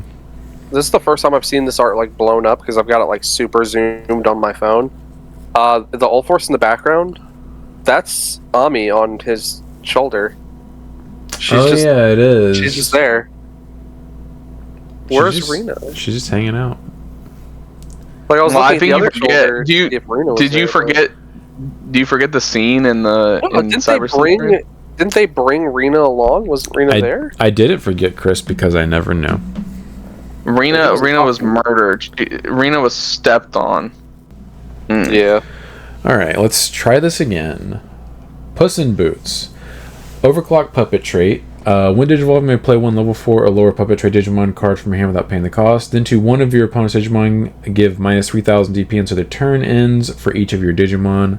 All turns once per turn when any of your other Digimon are deleted, you may activate one of the Digimon's when Digivolving effects. So I think this is a really good card. We've talked about this before.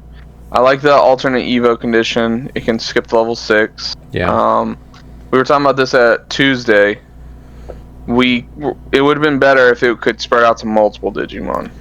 Yeah, if it were like BT2 Shine. Like if you could spread out the DP minus, it would be a lot better in my opinion. Normally, this is just gonna nuke a Digimon because most of the time they will have multiple Digimon on the board. Yeah, the board's gonna be pretty wide. Yeah, but you still gotta have 4 to 5 Digimon to clear level 5 or level 6. I mean, it's not super hard with puppets. They are a swarm. No, it's not. It's still a lot, to clear one Digimon. And yeah, you can. I like its all turns effect. You can definitely just keep triggering it, or not keep triggering it, but trigger it on your opponent's turn as well. Yeah. Still, it's removal, but like this isn't really like a win condition. Like it's removal. It's got overclock. But you're not killing your opponent with this card. You're messing up their board. Yeah. I'm gonna give it a 3. I don't think it's good enough to be a 4. Yeah, it's definitely not broken. Yeah, it's a cool card. I would say that's kind of like an issue with this set in a whole, if you ask me, is like, I'm not reading these cards and thinking, wow, this card's broken. The entire set is extremely mid as far as the support's concerned, in my opinion. Yeah. Actually, we are gonna get to some cards that I think deserve 4s, but they're not. What do you guys think? You guys think this is a 3? Yes. Yeah, I'm giving it a 3. Yeah.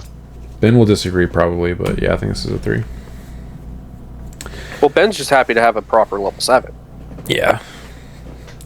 Which is good for me, because that means it's going to cut into it probably. I don't know if it actually will. It'll cut into his copies of Ruin Mode. And that card poops on me. He's still playing both. Pretty sure. Dang it. Son of a whore.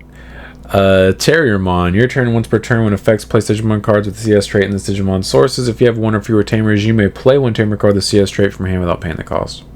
And heritable main once per turn by placing the CS trait Digimon's top set card as its bottom resolution card, draw 1. Don't even care about that part. This card is so good.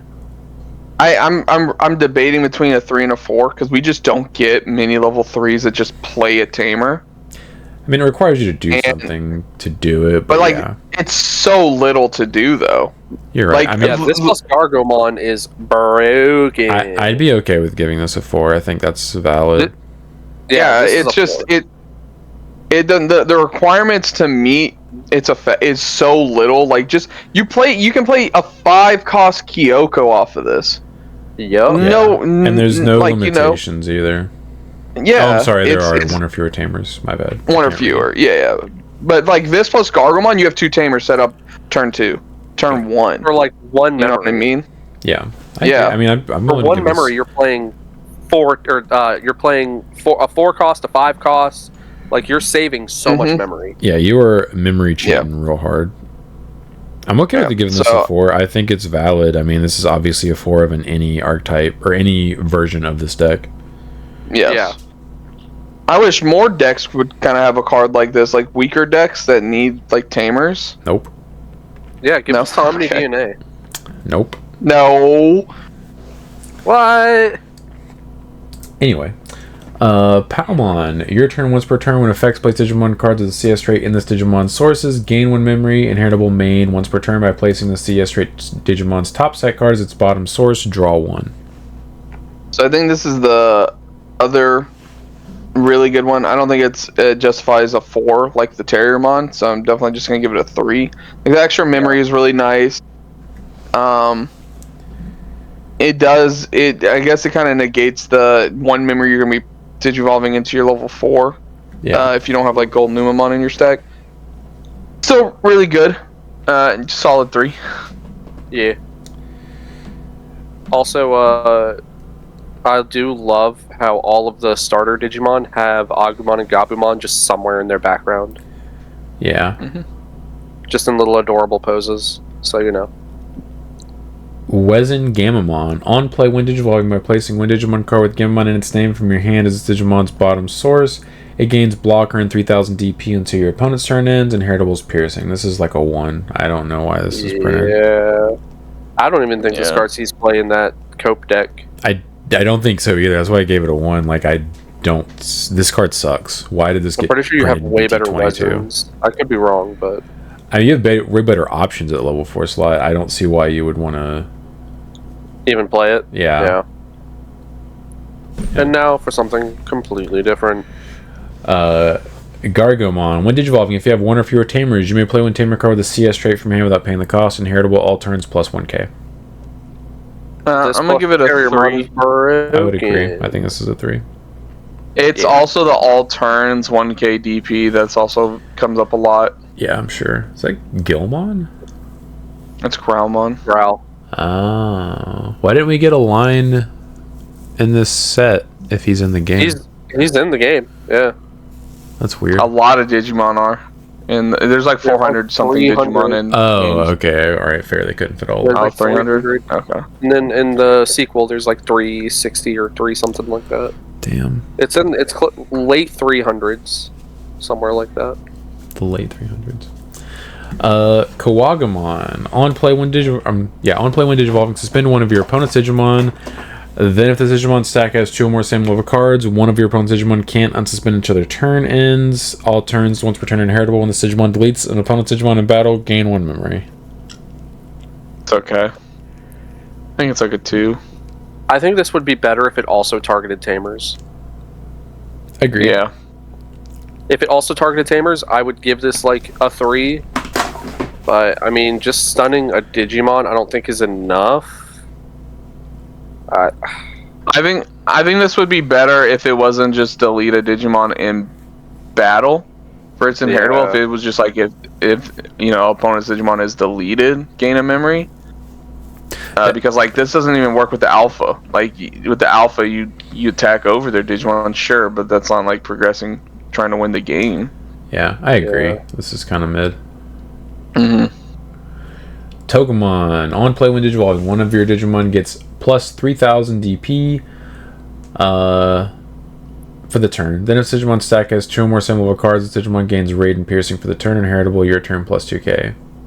This is just the worst. So I get why people want to play this card. I don't. I think this card's a trap. Yeah. It's like you don't even get to 3000 DP till the end of your opponent's turn. Yeah. You know, like the your turn 2000 DP, cool. Sweet. It seems really unnecessary. In pre-release, Alphamons aren't. Yes, in pre-release. No, this is legitimate. Like in pre-release, I built a little mini CS deck, and I cut this from the deck. Yeah. I also don't think I put this in my pre-release deck. I think everyone built a mini CS deck, and I also don't think I played this. No, I didn't play it either. I'm gonna give it a 2. I would agree. Yeah, 2. Vegemon. End of your turn once per turn by placing 3 Digimon cards of version 2 trait from your trash face down as Digimon's bottom source. It may Digivolve into a Digimon card with a version 2 trait in the hand or trash, Inheritable Piercing. I think all of the cards for the version decks that do this are 3s, because I do think it's really good. Yes. I was going to say, cause eventually I think all the versions are going to get a card like this, because I think there's only a couple. There's at least 2 in EX9. I can't remember the rest of them, but this is another one. Yeah, so they will eventually, hopefully, all get one of these, because like Sean said, they're very good effects. Yeah, because it sets up their effect that counts their bottom or their face down cards to reduction. To do a lot of stuff. Like my big issue with this card. Okay. Is none of these DM cards have the special border. What is the point? It would be cool if they continued doing that for all DM cards. Agreed. It helps them stand out. I feel like the problem is printing 1 or 2 in a whole set that isn't like that is probably a chore. And I think that's probably why it's not done. Well, Cowards. Yeah. Agreed. Roamon. Security, play it. On play when Digivolving, suspend one of your opponent's Digimon. When linking, suspend one of your opponent's Digimon. I know for a fact I'm going to play against like Dante, and I'm going to hit this card out of his security, and it's going to cost me the game, and I'm going to be pissed. Yep. He's not going to play this card. He might. There's better cards than this. I mean, this is specifically for the Aranusmon one, so not that it matters. Not really. You could play this in any of the Atmon. Yeah. I was just looking at it like, no, this one's actually pretty generic. Yeah. Akuamon. Fortitude. On play when Digivolving. Suspend one of your opponent's Digimon, then if this Digimon sack has 2 or more same level cards, return one of your opponent's suspended Digimon with the lowest DP to the hand. Inheritable. All turns. Once per turn, when Digimon deletes your opponent's Digimon in battle, trash your top security card. Didn't even have to be half black, guys. Nope. So this is the other level 5 people are playing in CS. It's just like a form of removal. Again, the inheritables, whatever. It's okay. I still wish it would just be like when it deletes a Digimon.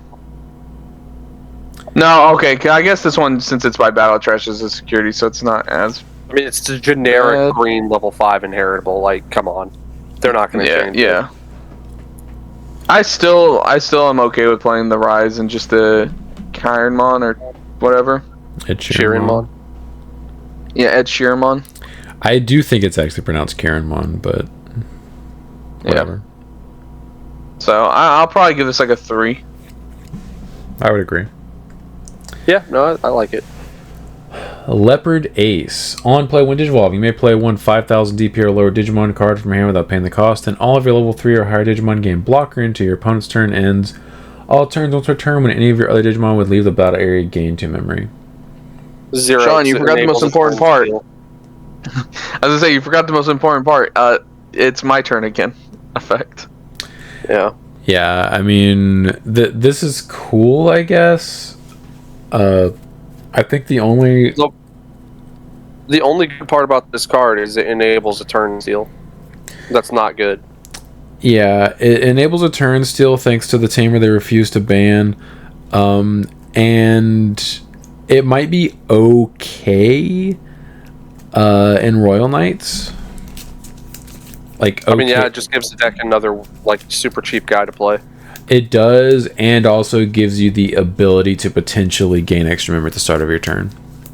Yes. Yeah, I mean, not to mention you can play the Omekamons. On a Omekamon off this, yeah. Yeah, so you get 2 bodies. It's probably going to be in multiples in most Royal Knight decks moving forward, I would guess, because it's a Royal Knight that also plays an Omekamon, so like it's advancing your game state that much more. Yeah. Not to mention, like, it could be a free 2 memory. Let's say you have 2 Royal Knights on the board. You bounce the other one first, or not bounce, but you tuck it. Because he's not. Yeah, because he's leaving the battle area, right? So that's what I was referring to when I said it gives you the ability to gain memory at the beginning of your turn. So they all leave the field at the same time with Drazel. It's not you pick them one at a time; they all leave at once. But because it's interruptive, you would still gain a 2 memory. Okay. Just make sure I wasn't high. You probably are, but yeah, this gives you the ability to get 2 extra memory potentially at the beginning of your turn. I'm stuck between a 3 and 4. Imagine my toaster strudels were actually edibles. That'd be crazy. Imagine. What do you think? I'm stuck between a 3 and a 4. I don't think it's good enough to be a 4. Agree. It's got good effects, but it's not like. I think it's a 3, and it's solely because of how Royal Knights. Yeah, how potentially good it is in Royal Knights. In its own archetype, I think it probably sucks. And obviously it can go into a turn skip deck, but that deck is enabled by the tamer that they refuse to ban. Yeah. And I have a feeling that tamer's not long for the world. I don't know why they don't get rid of it. It's you don't play it in the deck. The only deck it goes into is turn skip decks. Turn steals. Yep. So just get rid of it. Yeah. Caramon. On play, reveal the top 3 cards of your deck. Add 1 Errata Sonata and 1 card with the unidentified or CS. Trade them into the hand, return the rest to the bottom of the deck. All turns inheritable. Once per turn, when Digimon with Diaboromon in its text would leave the battle area by deleting one of your other Diaboromon, it doesn't leave. I think this is a 4. This is it's a 4. Really good. I think you have enough Caramons where all of them are searchers now. Because I think there's reveal 5. Yeah, you could play all searching Caramons if you wanted to. I wouldn't, but I could see why you would. Yeah. Like this one right here, I think. I kind of like. I'm not gonna say. Well, yeah, it might be the best because of the inheritable. Because I really like the Caramon. I can't remember which one, but it trashes the cards you don't add, so it sets up your Radas to start gaining you memory right away. This is objectively the best Caramon. Yeah, 100%. Yeah. Because the inheritable on that Caramon is an on deletion play a token. Like, who cares? Yeah, who cares? Right. That's what I'm saying. The inheritable on this one does make it the best one. Yeah, this is super good. Yeah. Broken. Yeah. Good job, Bandai. Hagurumon. Your turn once per turn. When effects place Digimon cards with CS trait in this Digimon sources, one of your opponent's Digimon gets minus 3,000 DP for the turn. Inheritable main. Once per turn by placing the CS trait, Digimon's top set card is its bottom Digivolution card. Draw one. Yeah. Unfortunately, this is the worst one because it's black. Yeah. It's a 2. Feels bad. It doesn't draw cards or gain memory or play tamers.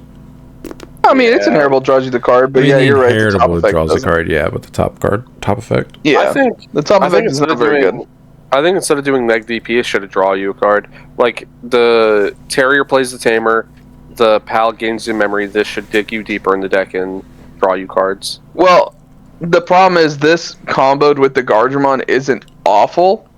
Yeah, we'll get to, but that's more of like a 2-card thing instead of like a 1-card thing. You know, like the Palmon and Terriermon on their own have really good top end effects. This one is like, in combination with Gardramon, it's like, okay, not bad, but it's not standalone. Yeah. Yeah. You know what's funny? All these box toppers for the CS trait are $1 right now. Yeah, I know. I'm picking up the rest of mine. I was really surprised by that, especially the Terriermon, which you obviously play 4 of. But I guess, CS trade is mid. But what's really funny is if you comboed Haguru, Gardra, and I think it's Repa, you can actually neg 12. That's kind of funny. If you were so inclined, yes, you could do this. Yeah, if you were so inclined. Not that that's good, but, Rikomon. On play, by trashing one Digimon card with the Atmon trait from hand, draw 2 blocker for the... Unironically, like the best Atmon card we've seen so far, right? It's a draw 2, which is pretty good. For 3 memory, yeah. The issue I have and blocker inheritable. It's blocker link effect, but yeah, functionally inheritable for that archetype. Yeah, I mean, it's okay. It digs you deeper in the deck and doesn't whiff. Yeah, I'll give it a 3. Yeah. Yeah, it's 3. Then we have Gardramon, which I just realized, I was today years old when I realized this was a free trait. It's so odd to me. Because I looked at it because I was curious if it was a vaccine. On play, when Digivolving, one of your opponent's Digimon gets minus 3,000 DP for the turn. Then this Digimon stack has 2 or more same level cards. Evo one of your opponent's Digimon. Inheritable opponent's turn plus 2k. Yeah, pretty good. So again, definitely, it's. I was gonna say the Digivolve is obviously the best part. Yeah, it's a very strong effect. Yeah, this plus the Hagurumon is killing a level 5. You're gonna de-evo it to a level 4 and then kill the stack. Yeah. Pretty good. Yeah, it's definitely like a 3. I don't think it's better than the Gargomon or the Golden Umamon. Yeah. The extra 2k on my opponent's turn is nice. Like, it can make Alphamon really big. But yeah, I just think it's a good effect in general. Yeah. Agreed. Kurisarimon. When Digivolving, if you have 1 or fewer Tamers, you may play 1 Errata Sonata from your hand without paying the cost. Inheritable, all turns, same as the Caramon protection effect. Man, this is a really good sorry, but like level 4s in Dia are so strong. No, they're not. Well, you got the Rush one that also plays a Tamer. You got the one that gains a bunch of memory. And that is it. Yeah. Yeah, I'm saying those are really strong. Well, I thought you were saying like the level 4 slot is crowded, which it is not. I mean, this is definitely like you have an abundance of really good Kursaris. How about that?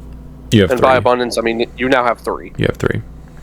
What about the blocker one, Sean? The promo, the promo one. You mean the decoy? Yeah, decoy. No, you don't need decoy when you have this effect. Sean, decoy though. Decoy. They're plants, Brandon. They're plants. Yeah, They are plants. I kind of want to give this a 4 as well. I don't know about a 4. Maybe a 3.5. You now have. I was gonna say 3. That plays Hamers. Yeah, you could potentially play 2 erratas for free now. I just feel like this is the 3rd Kursarimon you're playing. No, this is one of the first 2. This is the second one. You play the memory, in my opinion, you play the memory gain as a 4 of, obviously. You play this as a 4 of, and then you play 2 of the BT5 that give you rush. Yeah, but the rush ones are so good though, because you play on so many bodies now. You're just killing your opponent. This is an all turns Omni protection effect. Yeah, but you're going to be playing multiple other cards that have the same effect. Yeah, but it's not a reason to cut it. You're only going to have 8 inheritable targets. I was thinking 4-3. I was thinking 4-3 and 3. No. Hear me out. Right? If you have both the level no 3 choice and level but 4, to hear you up.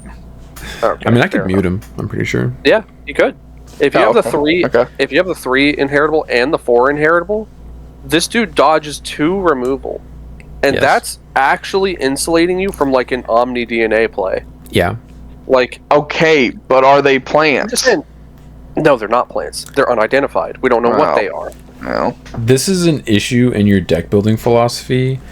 So you're thinking of like Hyrule City instead of instead of consistency and the ability to like push through things. You're right. I'm trying to win the game here, guys. Yeah, you're trying to just high roll, and your opponent's not playing the game yet. That's what you're. I am playing solo.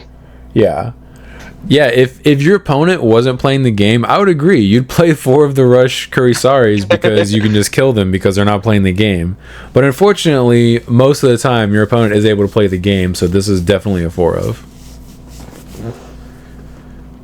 Yeah, protection as a 4 of. Like, come on. Yeah, because it's not like you have an abundance. The only new cards you got with this inheritable are the 3 and the 4. You're talking as though I like cut it to 1 or 2. I still said 3. It's a 4 of. You're smoking rocks if you don't play 4 of this card. I have never once smoked rocks, and I never will. Okay, well, I don't know. I've seen the way you build decks. I think you were. I think you might actually be smoking smoker. Yeah. Oh, I'm sorry, Brandon. How many level 6s and 7s did you have in your hand the other night while screaming you couldn't find your tamer because you couldn't draw a level 3? He makes a good point. And who was at the top table and who wasn't? That wasn't because of my deck. That was because of me. My plane was fine. The pilot was high. I don't believe you. If you can get to the top tables with CS and you actively play against like us, I will give you a warm endorsing on this podcast. I like how you said us, Brandon. I like how you said that because Sean wasn't at the top tables either. He should have been. Okay. If I wasn't a moron, I would have been. And you know what? And he did the same. He ran into the same issues I ran into. I'm gonna give Sean even. It was the pilot. Crap. I'm gonna give Sean even more crap because if you would have just misplayed against me and not misplayed against Josh, the tournament would have ended and I would have been first. But you had to go and lose like a loser and made me play against Josh, and then Josh beat me. Yeah. So it's all Sean's fault. I doubled the number of misplays versus Josh, and they were both in the same turn. Dreamon. All turns once a turn when Digimon gets linked to your opponent's effects, can't return one of your Digimon to hand or decks until their turn ends. When linking, de-evo one of your opponent's Digimon. It seems okay. Alright, well, it's protection, so it's got to be a 4 of. Yeah, having protection's pretty good. It's got to be a 4. Are you getting attitude because I... No, I mean... It's not Omni protection, it's protection against specific effects. I think it's like a 3. I like its linking effect, and it is semi-protection, so... Both effects are pretty good. I would say you probably play this. Yeah, 100%. You'd find some way to play it. Please play as many of these as you can. That way, I don't feel bad swinging at your security. Yeah. Infirmon. On play, when digivolving, delete one of your opponent's Digimon with a play cost of 5 or less. Then if you have a Rata Sonata or Eater Avenum, your opponent's effects can't reduce this Digimon's DP or return it to your hand or decks until their turn ends. Inheritable all turns, once per turn. When any of your Digimon with the unidentified trait are deleted, you may play 1 Diaboromon token without paying the cost. That's pretty good. Yeah, this card's pretty good. Yeah, I don't know if I want to give this a 4, but it's definitely a strong 3. Yeah, I'd say strong 3. I've seen other Dia players say they wouldn't max this out. I would play at least 3, but like I think this is really good, especially because in my top end I'm playing both Dias that just blow something up when a Dia token's created. Yep, and this is all turns. Yeah, this is all turns. Like this one is heavily competing for me with the Digivolve one. I think both are just absolutely correct. Yeah, that's the only other one I'm thinking of is the Digivolve one. I think they're the really only like two that you one play. too. Well, there's two. Play any other There's 2 De-Evo. There's 2 ones as far as the inheritable. There's one that De-Evos when you Evo into it, and there's another that does something else. But they both have the same inheritable. Oh. I don't know. I think I didn't know that. I'm gonna play this as a 3 or 4 because what this also allows you to do is not have to play the bad Kurisarimon just to out Pillowmons, because he just blows up Floodgate Rookies before you Evo into Dia, which is really nice because as we've learned, Floodgate Rookies just shat all over that deck if they weren't able to out it, because they literally can't out a Crimson Blaze.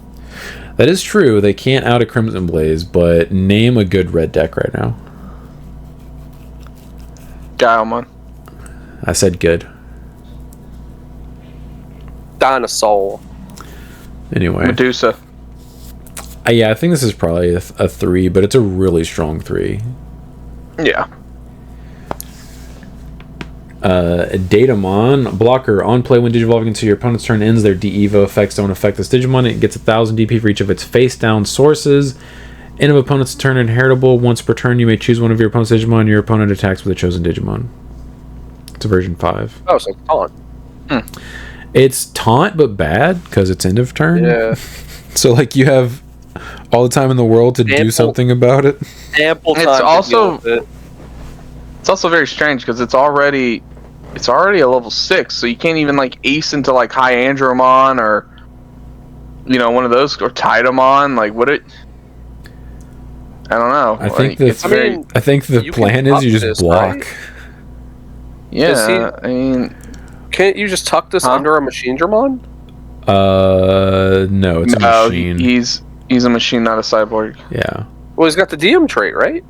Doesn't the new one let you tuck DM traits? Oh yeah, I guess the EX9 would allow you to do that.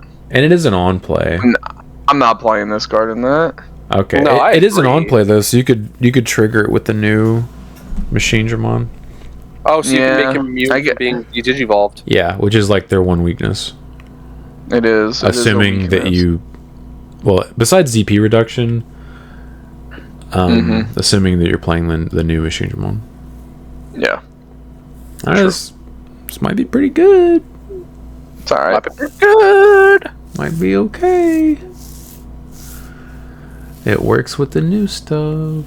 Yeah, you're playing. You don't need protection from DP reduction, dude. It's safe. No, you're right. What decks are doing that right now? Yeah, none of them. None of them. Definitely not some little guy named Ben. What? Walking around with his cats. And you see these cat toys, Sean? It's also a sword. It is also a sword. It's a rapier. I think this is probably a 3, honestly, now that Brandon pointed out that you could play this in Machine Dramon.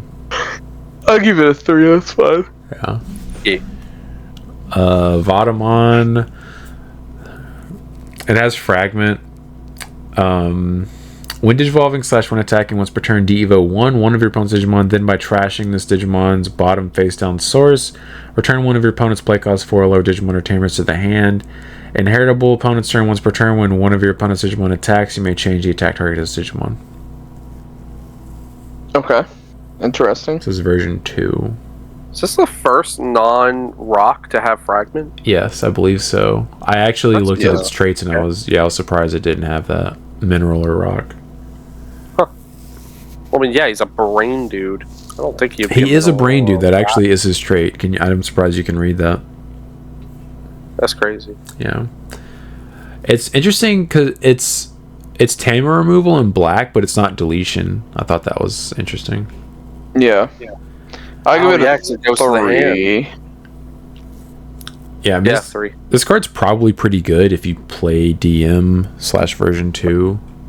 Imagine you playing against All Force. Yes, please. Yes, thank you. Yes. Thank you. Put this back in my hand. I didn't get you anything. Then we have Metal Tyrannomon X. Has the rule trait, has Dinosaur type. Collision, then when evolving, this Digimon gets 4,000 DP until your opponent's turn ends. Then if Metal Tyrannomon acts antibodies on this Digimon's sources, one of your opponent's Digimon can't Evo until their turn ends.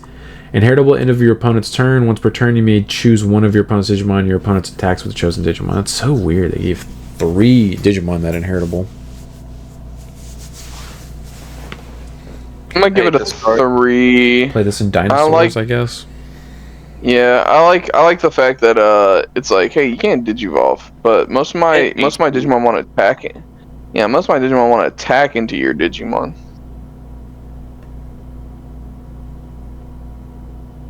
Yeah, I guess it's a 3. Yeah. Yeah.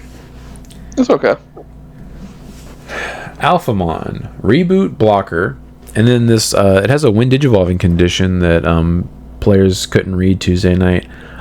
Level 5 with CS trait for 3 memory, or while you have 3 or fewer security cards, Kyoko for 5 memory.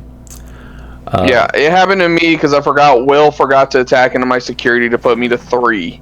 Oh, he forgot. Yeah. So Chris, he literally did.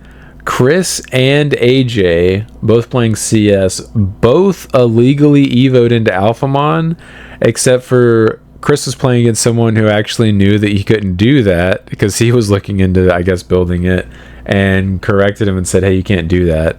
Unfortunately, AJ's opponent did not realize that, so AJ just evoed into Alphamon illegally.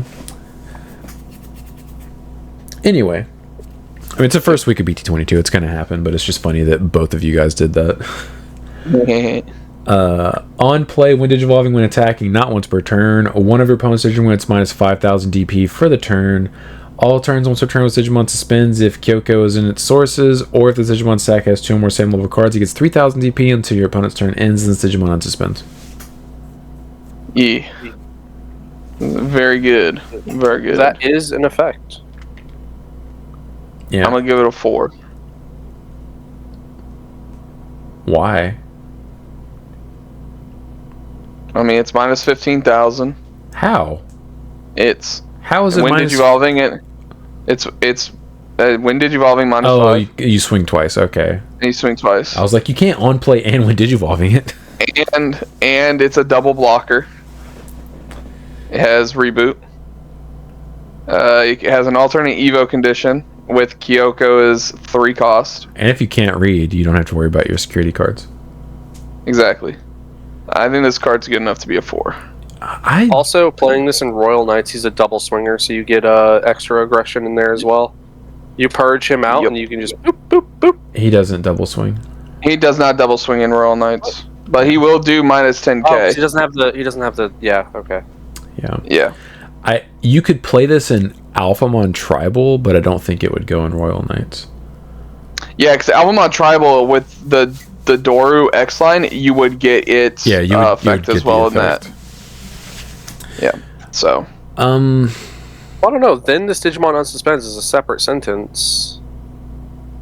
No, because you still have to meet the requirements, right? Yeah, you gotta meet the requirements. I'm sorry, you were actually correct, Brandon. Wait, what? Yeah, you were correct. It unsuspends no matter what. Let's go. Separate sentence for the win. Yeah. Well, how it? Wait, hold on. In Royal Knights, it would unsuspend. Yeah. Yeah, because it's a separate sentence that's irrelevant to the requirements. Because then it's period. Then this Digimon unsuspends. Yeah.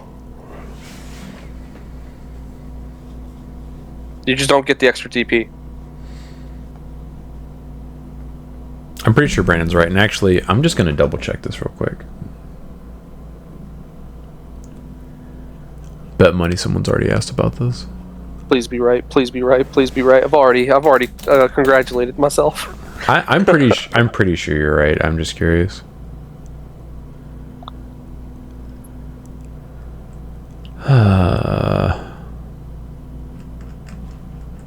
Why would they have asked this question, you know? I know where to go. You guys are probably right. I'm pretty sure Brandon's right.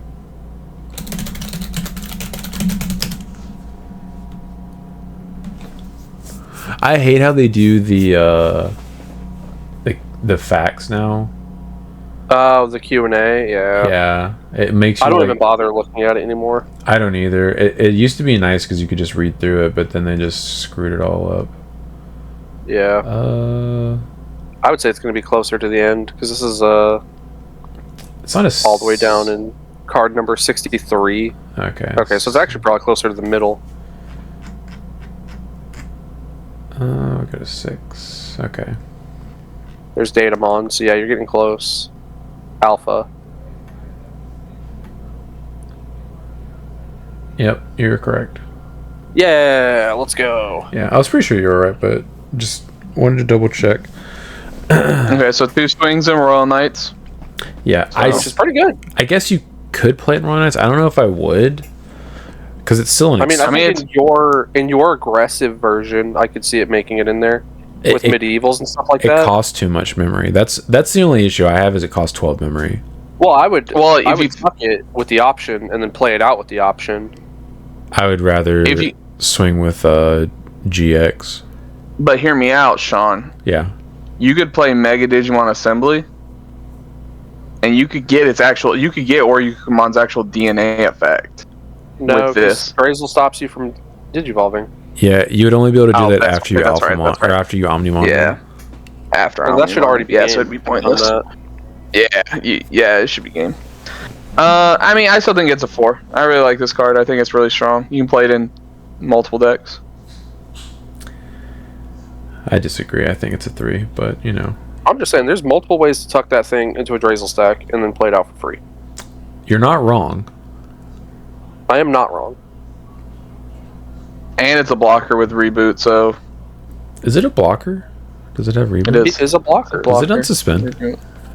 It does. He does unsuspend. So you even have extra defense in Royal Knights. Mm-hmm. Exactly. I don't know.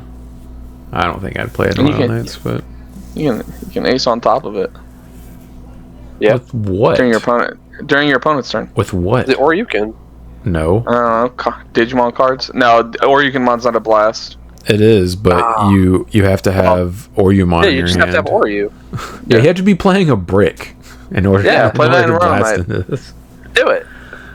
There's no consequences to that action. Yeah, there's no danger in playing a brick in a deck that draws 1 card a turn and searches infrequently. Cool if you have Cool Boy, you draw 2 cards a turn. Yeah, but you have to play that card, and that costs 4 memory.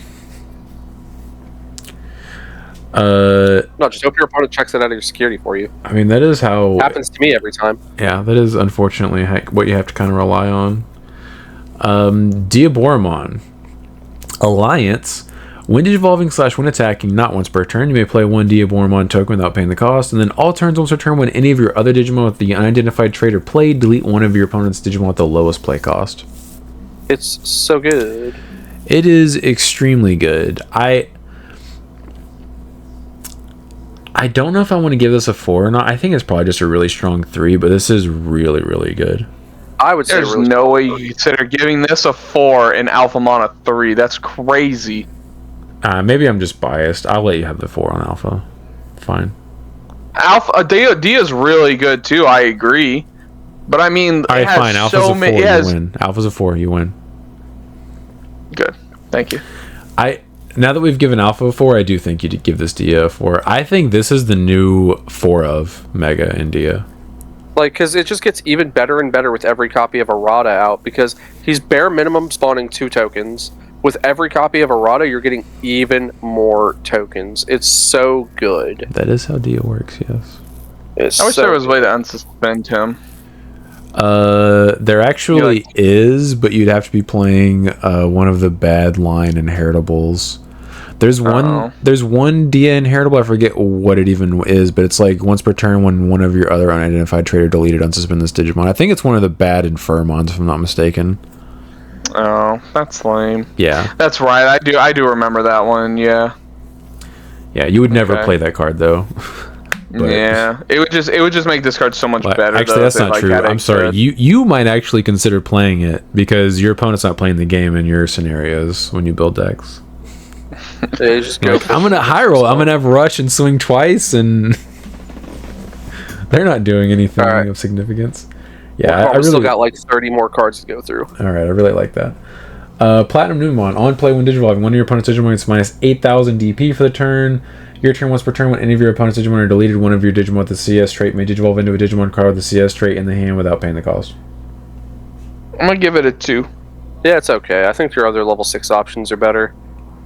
I agree. Yeah, it requires you to have another Digimon on the board, so. Yeah, which, as you said, doesn't happen very often, apparently. Yeah. No, not in my version. Raidenmon Ace, the only Popper format Ace card we have access to now. Collision Blocker. On play when Digivolving, you may unsuspend one Digimon, then you may suspend one Digimon. All turns once a turn when any of your version 5 trait Digimon suspend, de-evo one of your opponent's Digimon. He is version 5. Yeah, who cares? I think this card's alright. It's like a 3. That's Sean's favorite card is up next. Yeah, I mean, I guess it is. I guess it is a 3 as a standalone card. You just don't play it in anything. But yeah, I mean, I guess it's okay. I mean, also, it could be your just being able to Ace. That's about it. That's well, you can play this in any DM trait deck. I just realized. Yeah. Okay. All right. Yeah, it's a 3.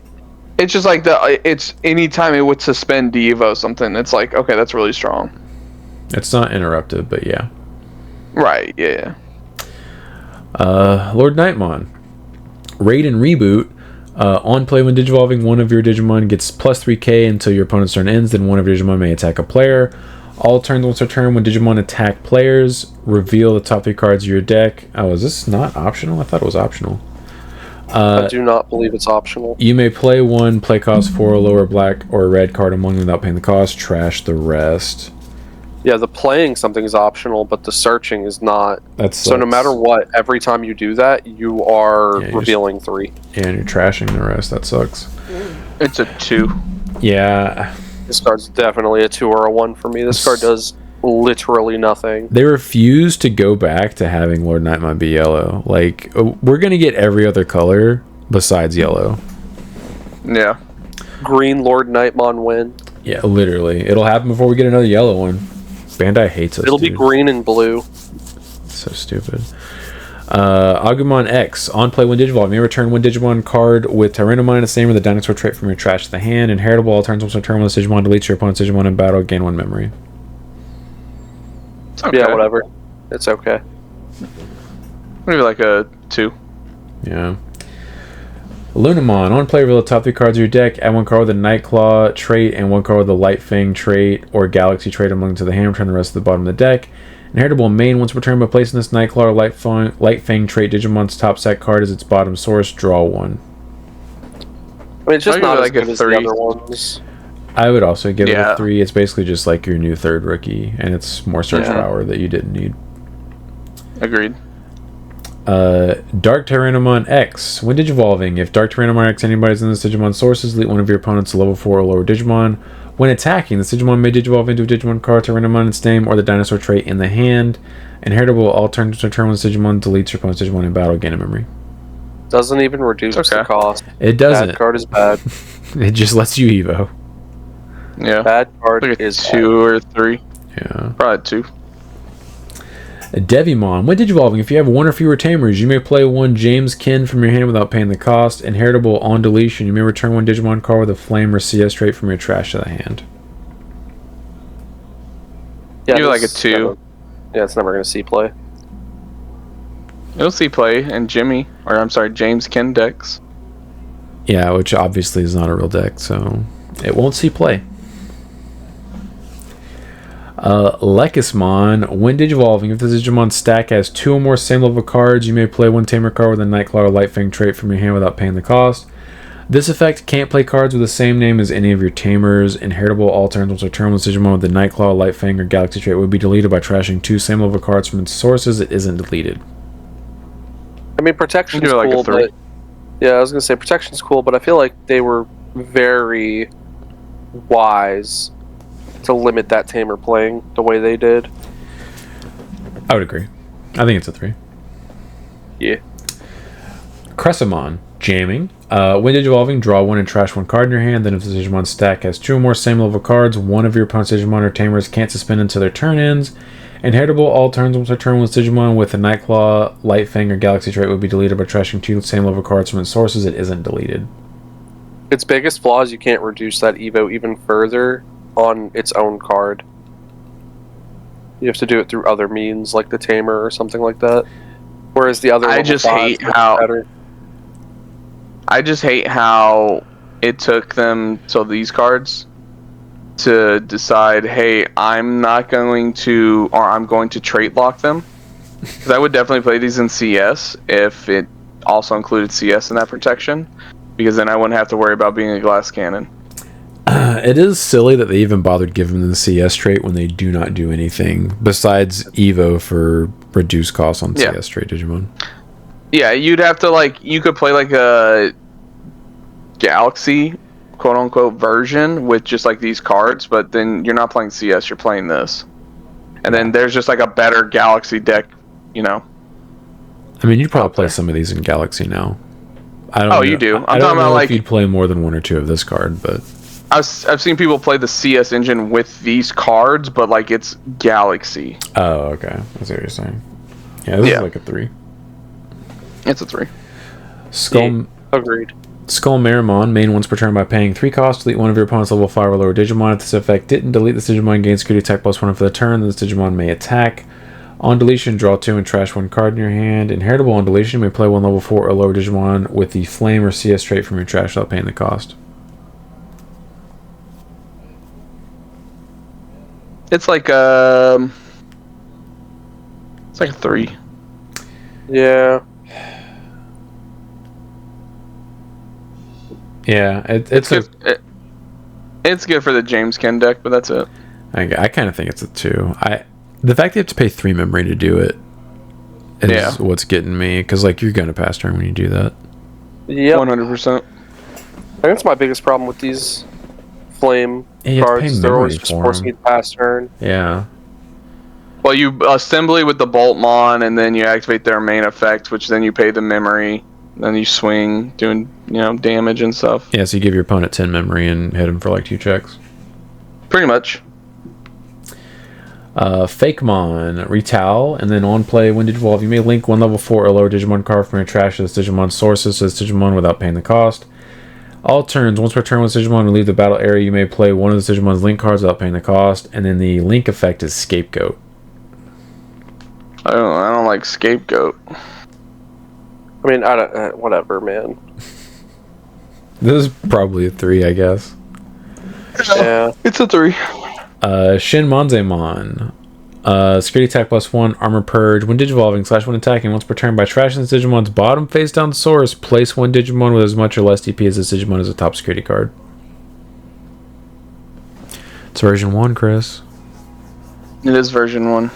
It do be version 1. I just hate that these do not put something face down on their sources. Yeah. It's very strange that they don't. Yeah. This would have been really good if it did, but the fact that it already has to have it set up is really bad.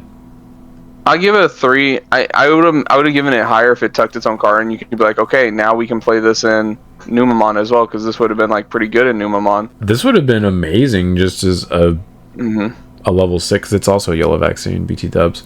Oh my god. But yeah. Dianamon. Ice Clad and Blocker, which is a cool combo. When Digivolving this Digimon, stack has 2 or more same level cards. Trash any 4 sources from your opponent's Digimon, then return one of your opponent's Digimon, 1 or fewer sources to the bottom of the deck. End of turn once per turn, one of your Digimon may suspend. Inheritable, same thing. I'm gonna give it like a 3. I agree. I think I would have given it a 4 if there was a little more leeway with this removal effect. Yep. But Ice Clad and Blocker is really strong. Agreed, because most of the time, I mean, I'm going to be like 99% of the... No, I'll say 90% of the time you will probably have more sources than your opponent, unless you're playing against like Davis and Ken or like... A DNA deck. DNA deck, yeah. Agreed.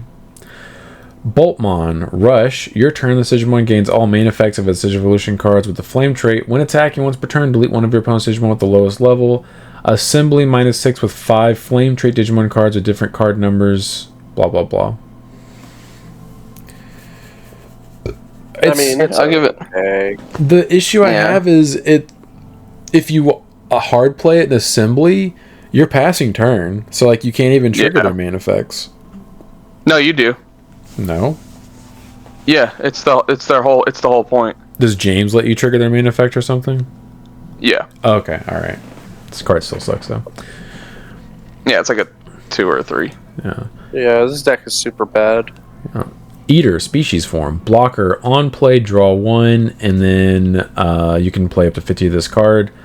Inheritable breeding, your turn once per turn. When any of your Digimon cards of the Eater trait would be played, you may reduce the play cost by 1. It's okay. And you suck this up with the mother, correct? When that's deleted? Yeah. Yeah. When it goes with the battle area, I believe is you're how only it's ever worded. gaining 1. Yeah, Sean did not want to read all of Mother. That's how you get the inheritable. Yeah. His Mother is like 1,000,000 words. Yeah, I don't want to read any of these cards, dude. This archetype sucks. Eater human form. I'm not reading this. Or Eater Eve. None of I don't want to read any of these. I'm sorry for anyone that wants to build this archetype. This archetype is way too slow. You won't even have success at a local level with it. It's too slow and it sucks. It is unfortunate. The problem with it is you're running into the same issue like D Reaper ran into, but we're at BT22 and you're still over at EX2. Yeah. Well, the thing is, at least with D Reaper, we talked about this. They had what's it called? They had recovery and the ability to potentially give your entire board security attack -1 or more. Yeah, and the thing is, they didn't have levels.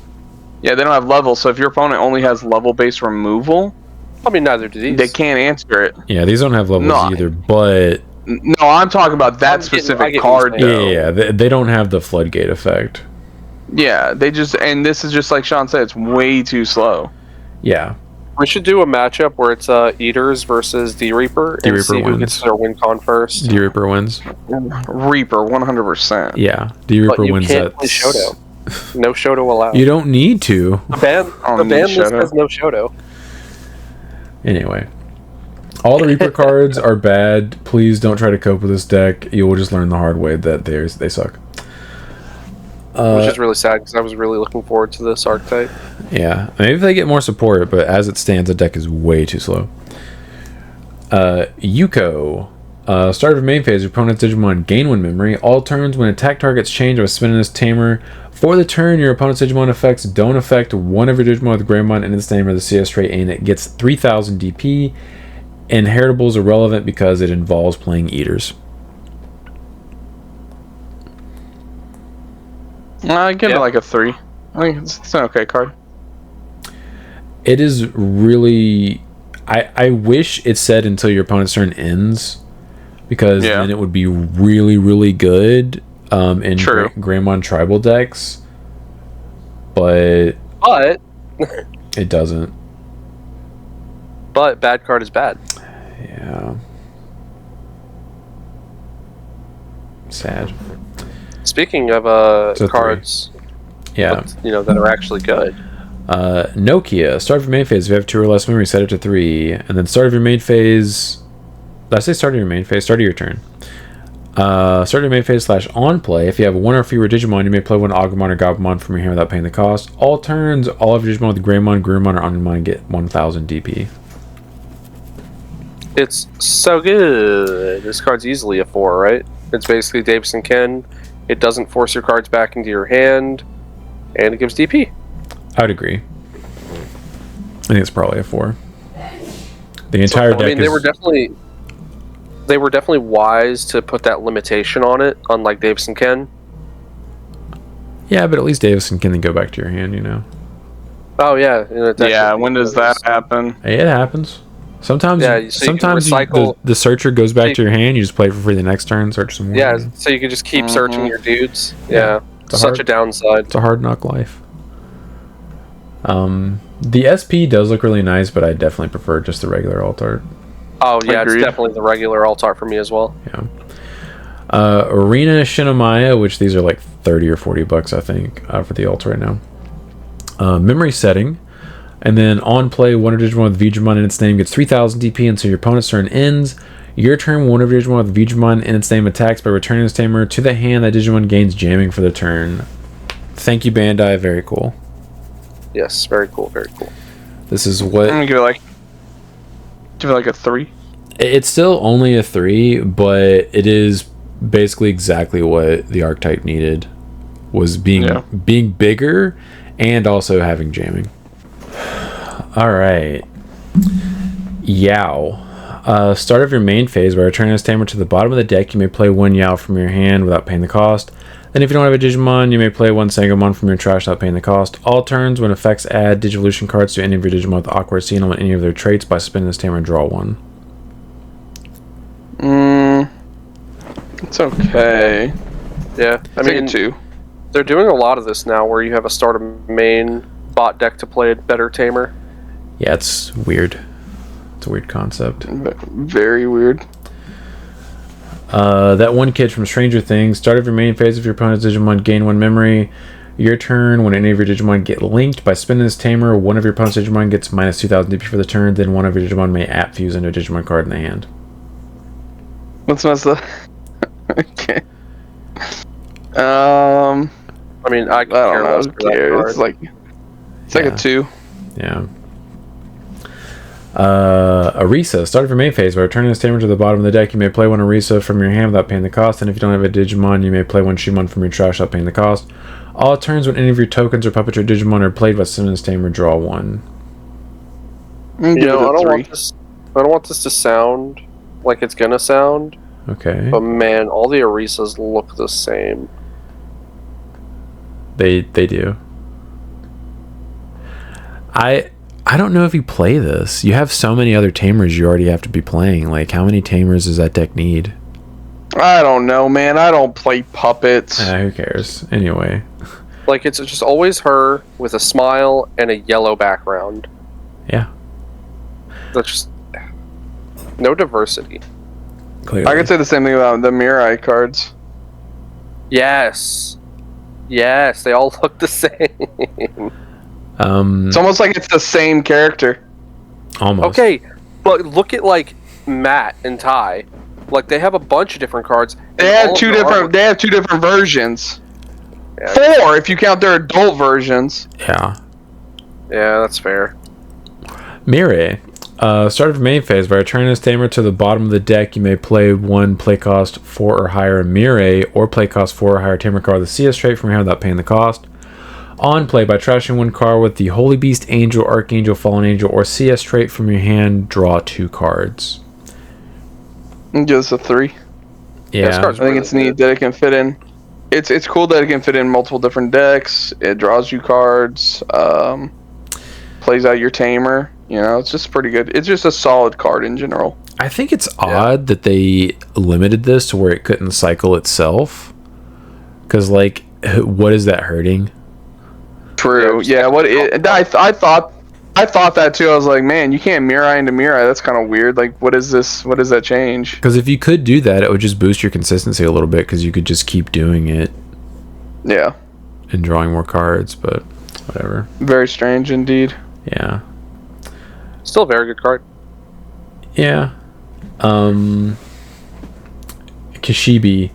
Start of your main phase, your opponent has Digimon gain 1 memory. End of your turn once per turn by deleting one of your other Digimon or Tamers with Nightmon in their text or the CS trait. This Tamer may digivolve into Lord Nightmon in the hand with the Evo cost reduced by 3.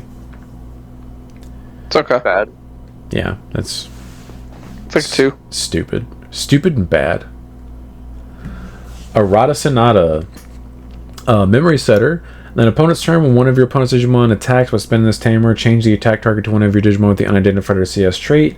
The inheritable involves being an eater, so I'm not even going to read it.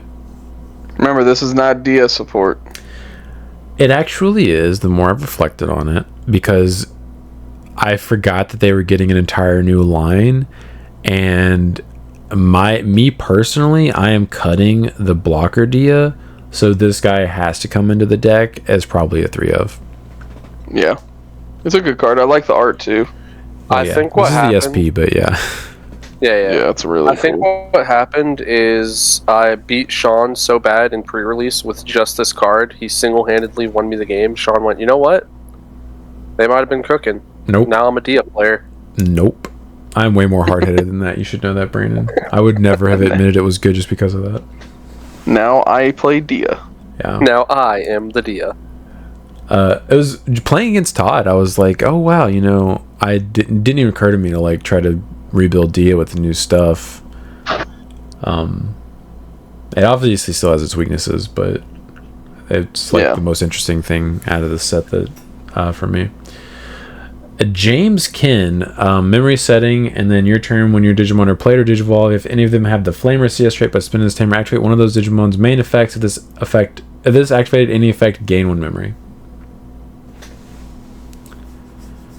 Yeah, okay. It's like a 2. Cool. Yeah. The archetype sucks. Amy. And I just don't think you have the room to even try to play that in CS. Oh yeah, definitely not. Amy, start of your main phase, your opponent has Digimon gain 1 memory. Your turn, when any of your Digimon digivolve into a Digimon with the CS trait, if it has Digivolution cards with the same level as a Digivolve Digimon by spinning this Tamer, that Digimon may digivolve into a Digimon card with the CS trait in the hand without paying the cost. It's so Say good. Digimon one more time. So this is a 4, right? Oh, 100%. Yeah, for sure. Because this is basically like the Koensaiyo of the archetype. Mm-hmm. Except for they were smart and actually archetype locked it. They were smart this time. Good for Bandai. Do learn from their mistakes occasionally. Good job, Bandai. Good job, guys. And then Yugo, on play, roll the top 3 cards of your deck, add 1 card with the CS trait among them to the hand, bot deck the rest. Your turn, when any of your Digimon or Tamers with the CS trait would be played, but return this Tamer to the bottom of the deck, reduce the play cost by 2. Do you even play this? I have seen some lists playing like two copies of this. I don't, just because like most of my times I'm playing my cards, like my Tamers and stuff. I'm doing it for free. But I mean, I don't know. It's up to everyone how they want to play their deck. Yeah, I mean, I can see the appeal for playing this because it's functionally a memory boost that's can't really be floodgated. Yeah. But yeah, I'll give it a 3, I guess. Alright, give me a second, guys. Okay. I'll be right back. Man, look, this isn't already going long enough as it is. That's what she said. Ugh. But I could see myself like even trying to play that in Omni DNA if I add more of the CS engine in it. Because it's a searcher and it just lets me play Nokia for 3 on top of the Mirai and I can play the rookies for cheap. Oh yeah, this would work in your deck too. Yeah. Yeah, I don't think it's a bad card. I just think in CS specifically, they're already playing so many Tamers. Yeah. Like my problem is it's a 3 to grab one card. Yeah. Plus, especially since we have an option card that does the exact same thing, I'd just rather play that. Yeah. Then we have this card that has the word Eater on it, so I'm not even going to read it. Unique emblem, Poseidia Lagoon. Is that how you say that, Poseidia?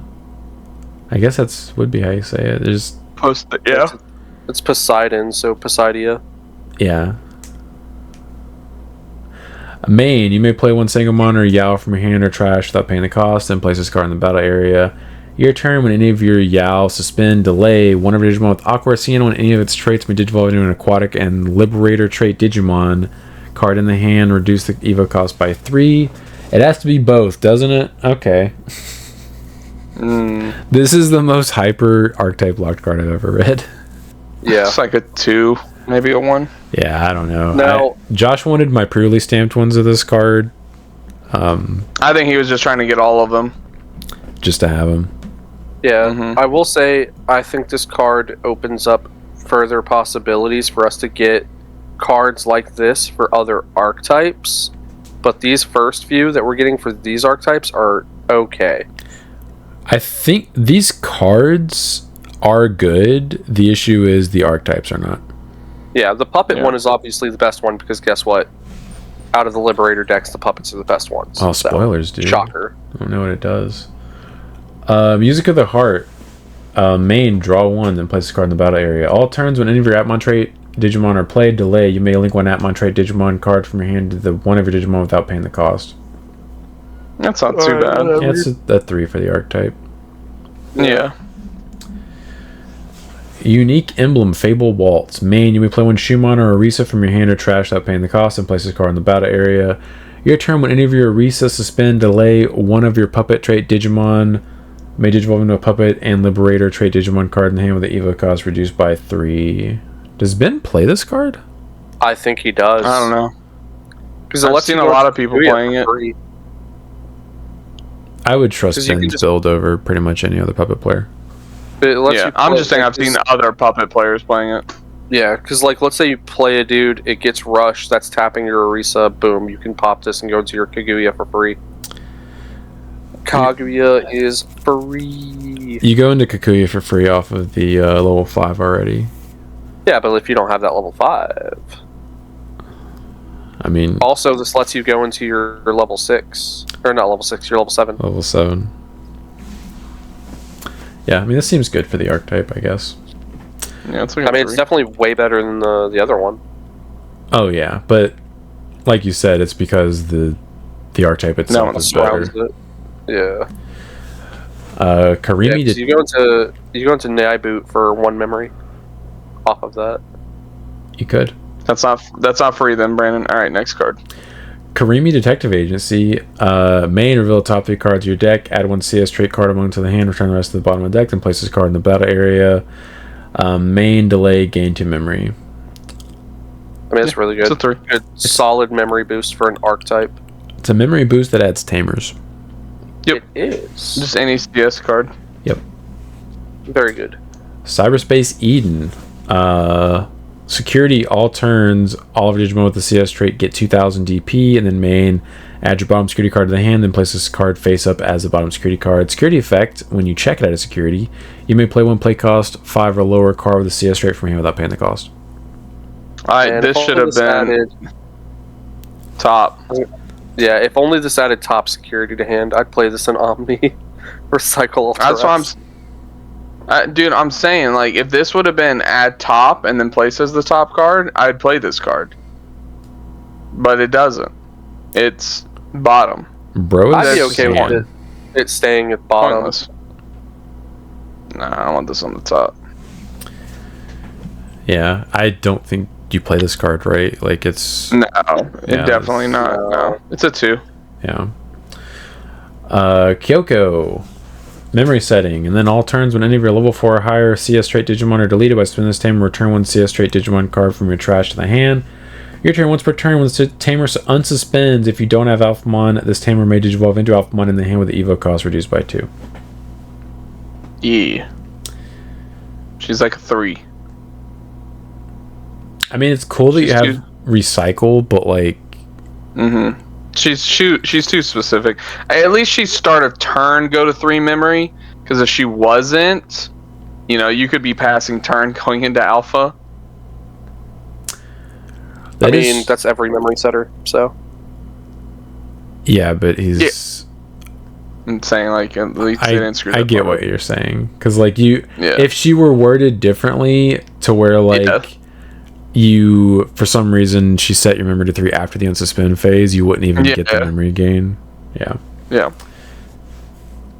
And then we have Sayo. Start of your main phase. If your opponent's Digimon gain 1 memory, your turn, one of your Digimon with 2 or more same level cards in its stack attacks by spinning this tamer. Digivolve into it a Digimon card with the Nightclaw, Lightfinger, Galaxy, or CS trait in the trash with Evo cost reduced by 2. Kind of weird that it's only from the trash. I guess that was their way of balancing it, because you draw and trash a card, so you're setting up stuff with like. Well, no, that was their reason. That was their reason for making the card half purple. Yeah, that's true.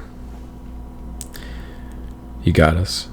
I don't know. It's like a 3. I don't want to give it less than that. As far as secret rares go, we've definitely had worse. It's true.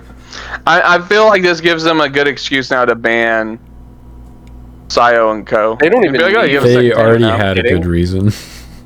No, I know, but now I'm thinking about Bandai from their perspective. They don't actually play the game. Sometimes it seems like that's the case. Yeah, they actually have another tamer now. They can we can go ahead and hit it now. Yeah, this seems. Yeah, whatever. And then the familiar token is obviously a 0 because it has the word puppet written on it somewhere, I'm sure. Actually, it doesn't, but it says familiar on it, so obviously.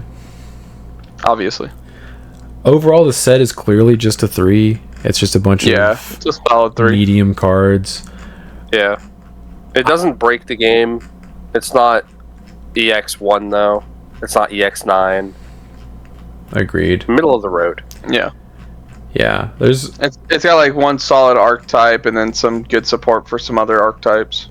It's not one of those sets where it's like, hey, we just printed this and it does nothing to the power level of the game. Good luck.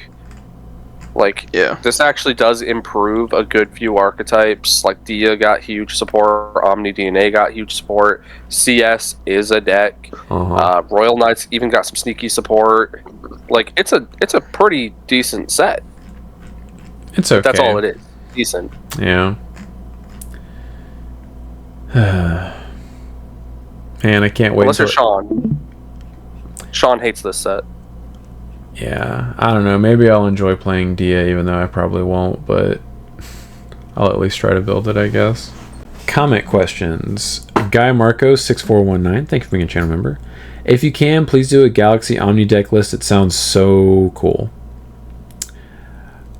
I'll see what I can do. Maybe. I mean, you can technically, because you can. No, because the Sayo & Co only allows you to DNA into a Galaxy card, right? CS as well. But I guess the Apollomon. Yeah, okay, CS as well. No, I guess you could do it. I thought you meant the new Sayo. Yeah, the old four cost red one. No, 3-1. The 3. Because I'm thinking of. You would play like Apollomon Ace and like the new Dianamon, and like you would like spit out the card and then DNA into Omni, but Apollo only lets you DNA into Grace Nova, I'm pretty sure. Does it? Okay. I'm sure there's some kind of build out there. Yeah. Impact Entertainment. Sup nerds, hope you guys are enjoying your summer. My question to you guys is, if Bandai made a decision on the card game where it made you guys quit the game, what card game would you gravitate to? I asked because one of my friends was telling me how Konami is hurting the Yu-Gi-Oh community on their Time Wizard formats with using the new text for their older cards. I was one of the people that sold all my Yu-Gi-Oh stuff in my Max Rarity Hero deck at the time for Digimon cards once TCG came out, and I've been playing before the game even launched in the US through simulators. Right now, I've been enjoying the Gundam card game just because these 2 previous sets of Digimon haven't been it for me. Take care, you guys. Hashtag Chris #1 fan. Ah, get out of here. No. I knew what he was doing. I don't know if they'd have to just stop supporting Digimon. They'd have to just like probably cancel the game to get me to stop playing it. They'd have to if I was I wouldn't care if they... I don't think set rotation wouldn't turn me off. No, I'm saying like a year in and then do set rotation. I still... What would that have done to us if they introduced set rotation a year in? Oh no, I can't play all my vanillas from 1.0. Damn. So let me have my joke. If I had it, the card game that I'd have to jump to next, I'd probably Pokemon. I just wouldn't even play one. Just because because I like Pokemon. I'm saying if I still wanted to play a card game, it'd probably be Pokemon. It seems like it's the easiest to get into, and I like the IP, kind of like with Digimon. Like, what? I think scalpers might have something to say about that. That's different. That's like the alt-arts and stuff like that. You can pick up like... Yeah, you just buy singles of Pokemon. Sealed product is where you get like gouged. Yeah. Singles are cheap because so many people open product. Yeah, and not only that, but like you can buy those like starter decks or those like packs, and those like decks are actually solid. Like you just have to pick up like a couple singles to make those decks like competitive. Also, if you want to play just for fun, you can buy the World Championship decks and just play those in your kitchen. That would definitely seem like the easiest card game to get into, for me at least.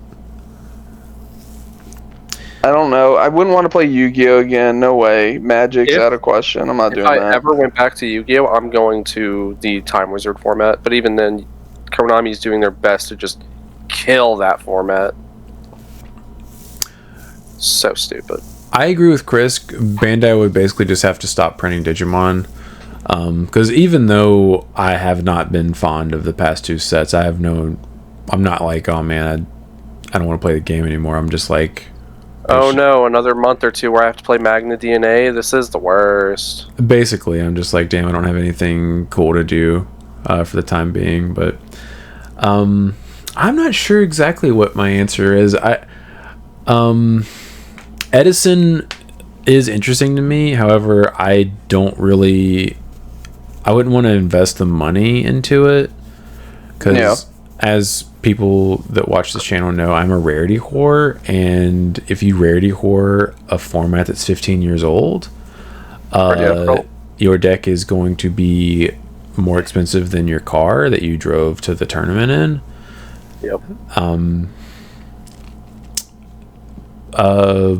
Potentially Pokemon, but only online. I wouldn't want to go to locals. Yeah, the one local scene that we have is kind of... I'd have to be like... I don't think I could be like friends with any of them, you know what I mean? I could just be like, hey, I'm just showing up here to play. It's not even that. Which would suck. It's not even that, and I have nothing against them, because I think it's cool that there are a bunch of kids that play, but I don't think I would want to play a competitive card game against children. Well, that's their junior league. Oh, okay.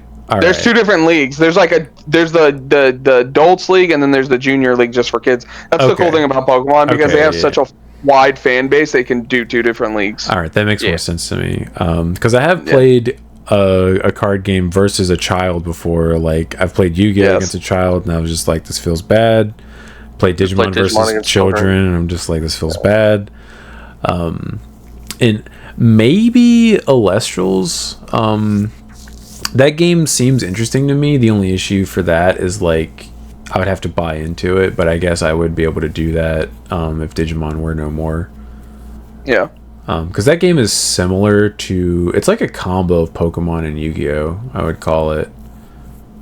And it seems kind of interesting to me.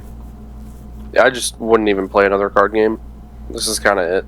There's a possibility that would also end up being the case for me too, but I'm not sure. Yeah, because I was already on the decline with card games, and then Digimon came out, and I was like, hey, IP I love. I grew up playing Yu-Gi-Oh! Let's see where this goes. And, like 5-6 years later. Yeah, I had quit Yu-Gi-Oh! Like 6 or 7 years prior to Digimon coming out, and besides poker, I didn't play any card games competitively, and then I just decided to play Digimon. So, yeah.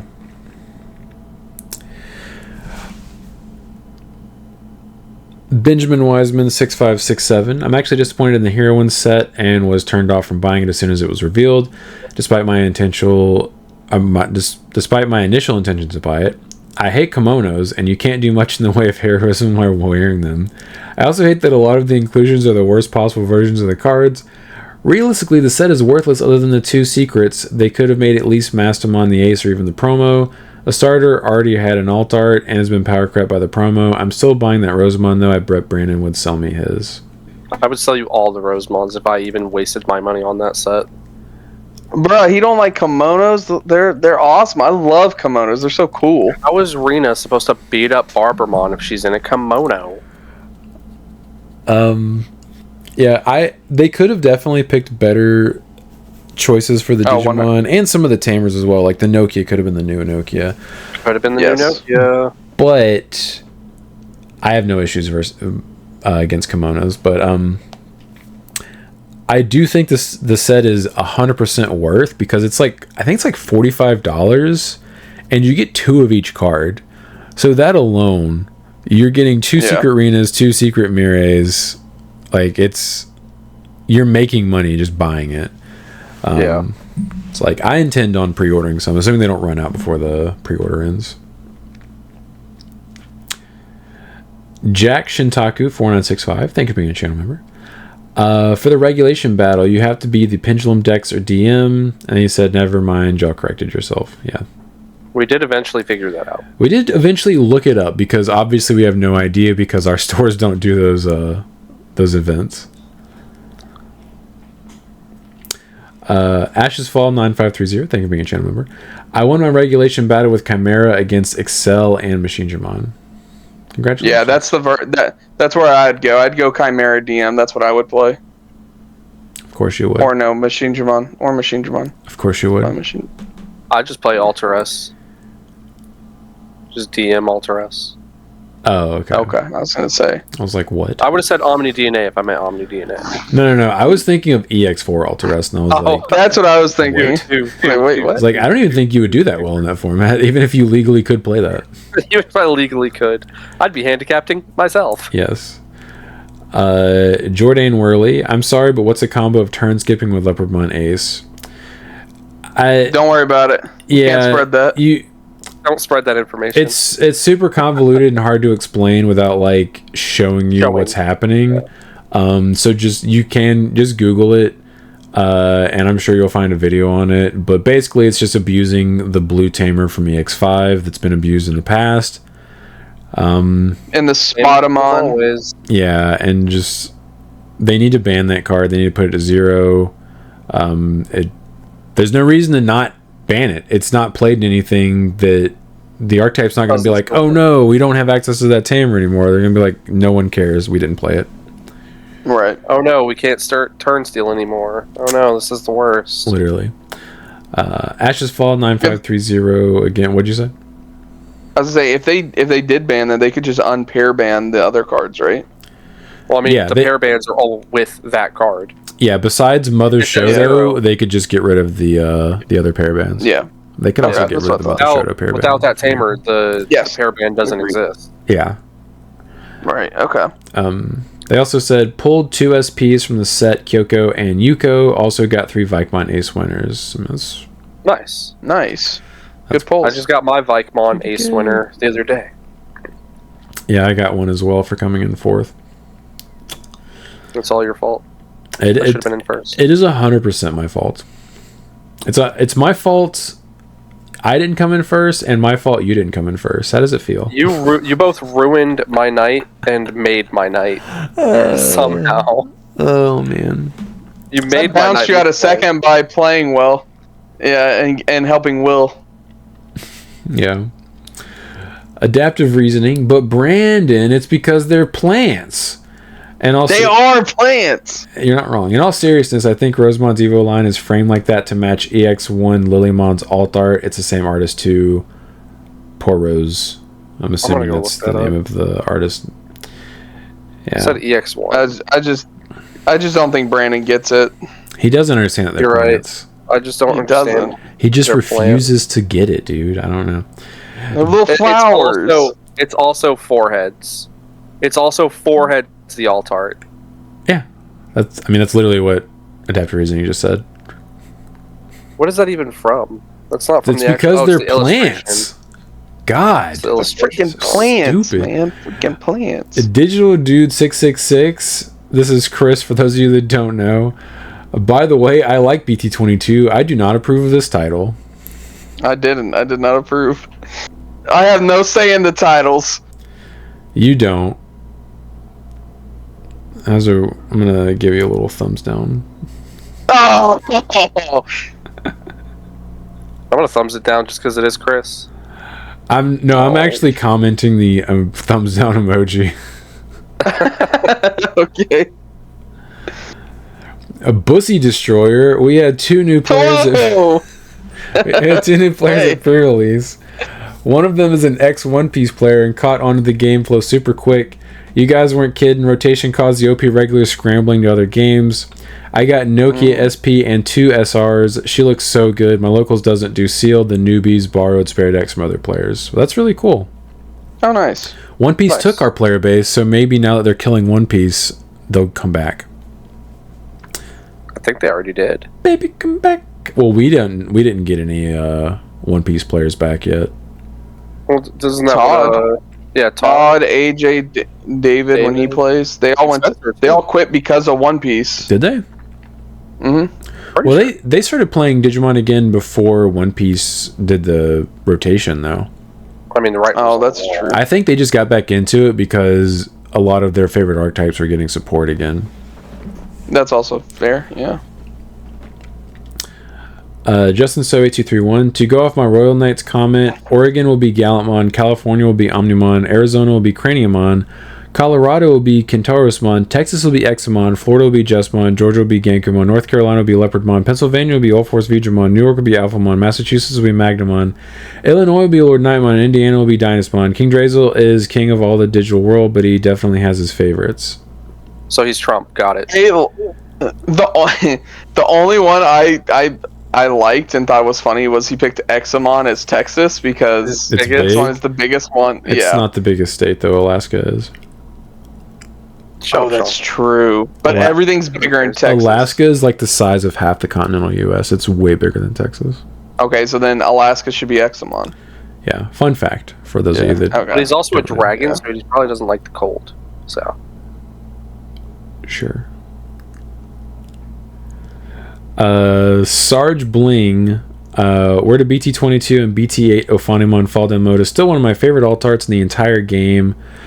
Yep. Morishita arts never miss, but that one was particularly good. It made me really sad when I could no longer justify giving her a slot in my Mastamon builds. That's what I'm saying, dude. That alt art was so beautiful. It still is, obviously. Yeah, it sucks you don't really play it. Yeah, I kept waiting. I kept hoping we would get a regular Ophani that she would go on top of, and it would make sense. Is Brandon frozen? No. Oh, okay. He just had that face. You look like you. Oh, well, that's just his face. That's just my face. That's just his face. But we never. If I sit still, really still, it's like I'm invisible. That is true. But we never got one. Like the newest Ophani we got was the Ace, but it doesn't make sense to fall down mode on top of that Ace. So like, right. Maybe one day. Or Robbie Martin 323. I believe this is our Robbie. He's alive. I'm happy AF. I'm not the only one who fucking hated the set pre-release format. Well, yeah, John hated it too. Yeah, because he's bad. No, my polls were cheeks. I already wasn't super stoked about the set, and I just got better decked. It just sucks. I could tell you were so ready to kill me, and then I was just like errata, and you were just like, I was like, oh, I can't kill him now. No, I can't. I miss Robbie because you just know he'd be building our Anusmon and like these weird fun decks. Oh yeah, I'm sure he's playing them at his locals in Hawaii. Yeah, he's our anusing all over those Hawaiians. Yeah. Justin So 8231. I don't get people that lust over Pokemon like Gardevoir and Lopunny. At least with Digimon like Angelomon and Rosemon, they look like human females. And Angelomon and Rosemon can speak English and talk to you, so you'll have an even deeper connection. So Lopunny, Batman. Know what I'm gonna do with that? Joker, no, it's an animal. There's no laws against it, Batman. There's no laws against it. Joker, no. Nah, man, I don't get it. I don't get it either. Just so you know, Digimon do not have genitalia. They have no reason to. They do not reproduce through that way. You don't know that. They don't even have nipples. You don't know that. I'm pretty confident that if you ask the creator of Digimon, they would say that is correct. Why would they have genitalia? They lay eggs. He would look at you and be like, "Are you a gooner?" Yeah. They have everything. They don't even now buy merch. They don't even lay eggs. Yeah, the eggs just happen. Yeah, they just happen. Yeah, they have no reason to have reproductive organs of any kind. He also said Mario from Mario's Gaming World said the heroin set is such a good deal he's going to buy 4 heroin sets. Yeah, I mean you're literally printing money by buying it. It's $45 for 2 Mireis and 2 Rinas, both of which are more than that for the base rarity. And I can guarantee you those cards are going to bare minimum be selling for probably about 40, 35 each. Yeah, depending on how good those archetypes are at the time, yeah. Because we're not going to get those cards until like April of next year, unfortunately. Yeah. GoBoyTM4676, thank you for being a channel member. Perfect podcast to have on during my 6 miles run. Had to sit down on a bench because I was laughing so hard at Chris yelling, "They're plants, Brandon." I think the secondary mega for CS should be either Diana or Diaboro. Both have removal and Diaboro does good damage. The level 5s minus Rise Gray are the part I'm finding the hardest to choose from. Yeah. I'm gonna try the Alpha or I'm gonna try the Dia Tuesday. I thought you were about to say the Diana, and I'm like, you're just like hell bent on just not playing. No, I said I was gonna try. Because the thing with Dia is you can also still play it with the Alpha to DNA. So it's also just better than Kentorosmon. Don't make me say it, Sean. But he's a plant. That can unsuspend. That can unsuspend. Okay.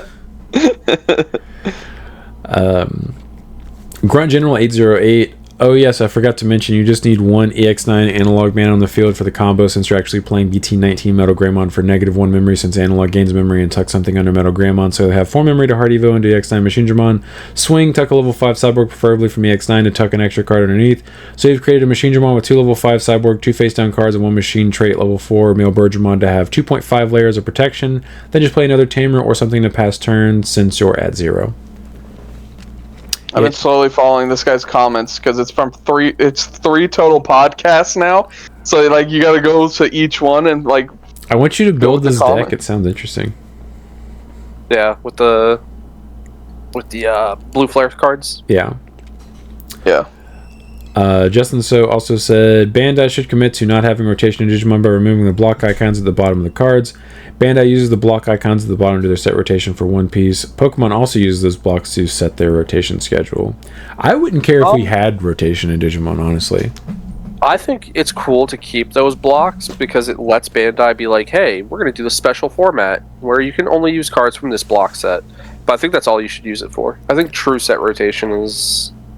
You could do it, like Sean's saying, like, it's possible. We have enough cards where we could still make, like, pretty decent stuff if we rotate in. Because obviously the rotating isn't a blank sweep.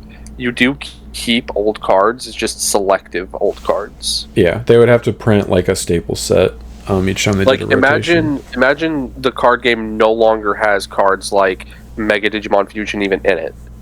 Hidden Potential, gone. The Koensaiyo, gone. Like, you could selectively just delete cards from the game and they never have to deal with them again. Yeah, like, I'm not saying I would prefer it. I like eternal formats, preferably. Yeah. But I don't think it'd be the... Like, if they introduce a set rotation, it wouldn't make me be like, I'm quitting Digimon. Yeah. I would obviously prefer that they don't do that, though. Tony Pino 18. At the very least, all 4 states returns Pyojimon to the bottom of the deck to then hope you don't have another in hand, but I suppose Pyojimon doesn't care about blue removal. That is correct.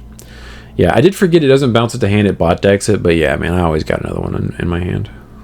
Yeah, for real. It's like, thanks, I got an extra swing in. I get an extra memory because you removed my Pyojimon. Thank you. Justin So also said, me not getting my Omni4Game podcast on Sunday is like a crack addict not getting his crack. Our bad. Sorry. Blame Brandon's internet provider. Dude, you know what really sucks about that? Sean, I don't know if you knew about this. Literally 2 days after we got our fiber, there was an outage in my area. I went an entire day without internet, period. No, I did not know about that. That's funny. That's so dumb. I went a whole day without it. Get pooed on. And then Wednesday he gets home and their power's out because of the storm. Oh my god. To be fair, it was back up in like 20 minutes. But still, yeah, it was pretty funny. Oh. Arena Shinamaya Val. The name of the card game which inspired the memory system of Digimon was Chrono Clash. Thank you. I knew it was something like that. Once you said that, I had to... I knew it was like something. Yeah, I heard someone else say before that like it was based on something, but I had no idea what it was. Once he said one of the best parts of Digimon. Yeah. Man, speaking of which, small tangent, I'll be real quick. I saw a video where it was like the downsides of every card game, and for Digimon, they put the memory system. It's like what makes our card game so unique and like so fun. Who did the video?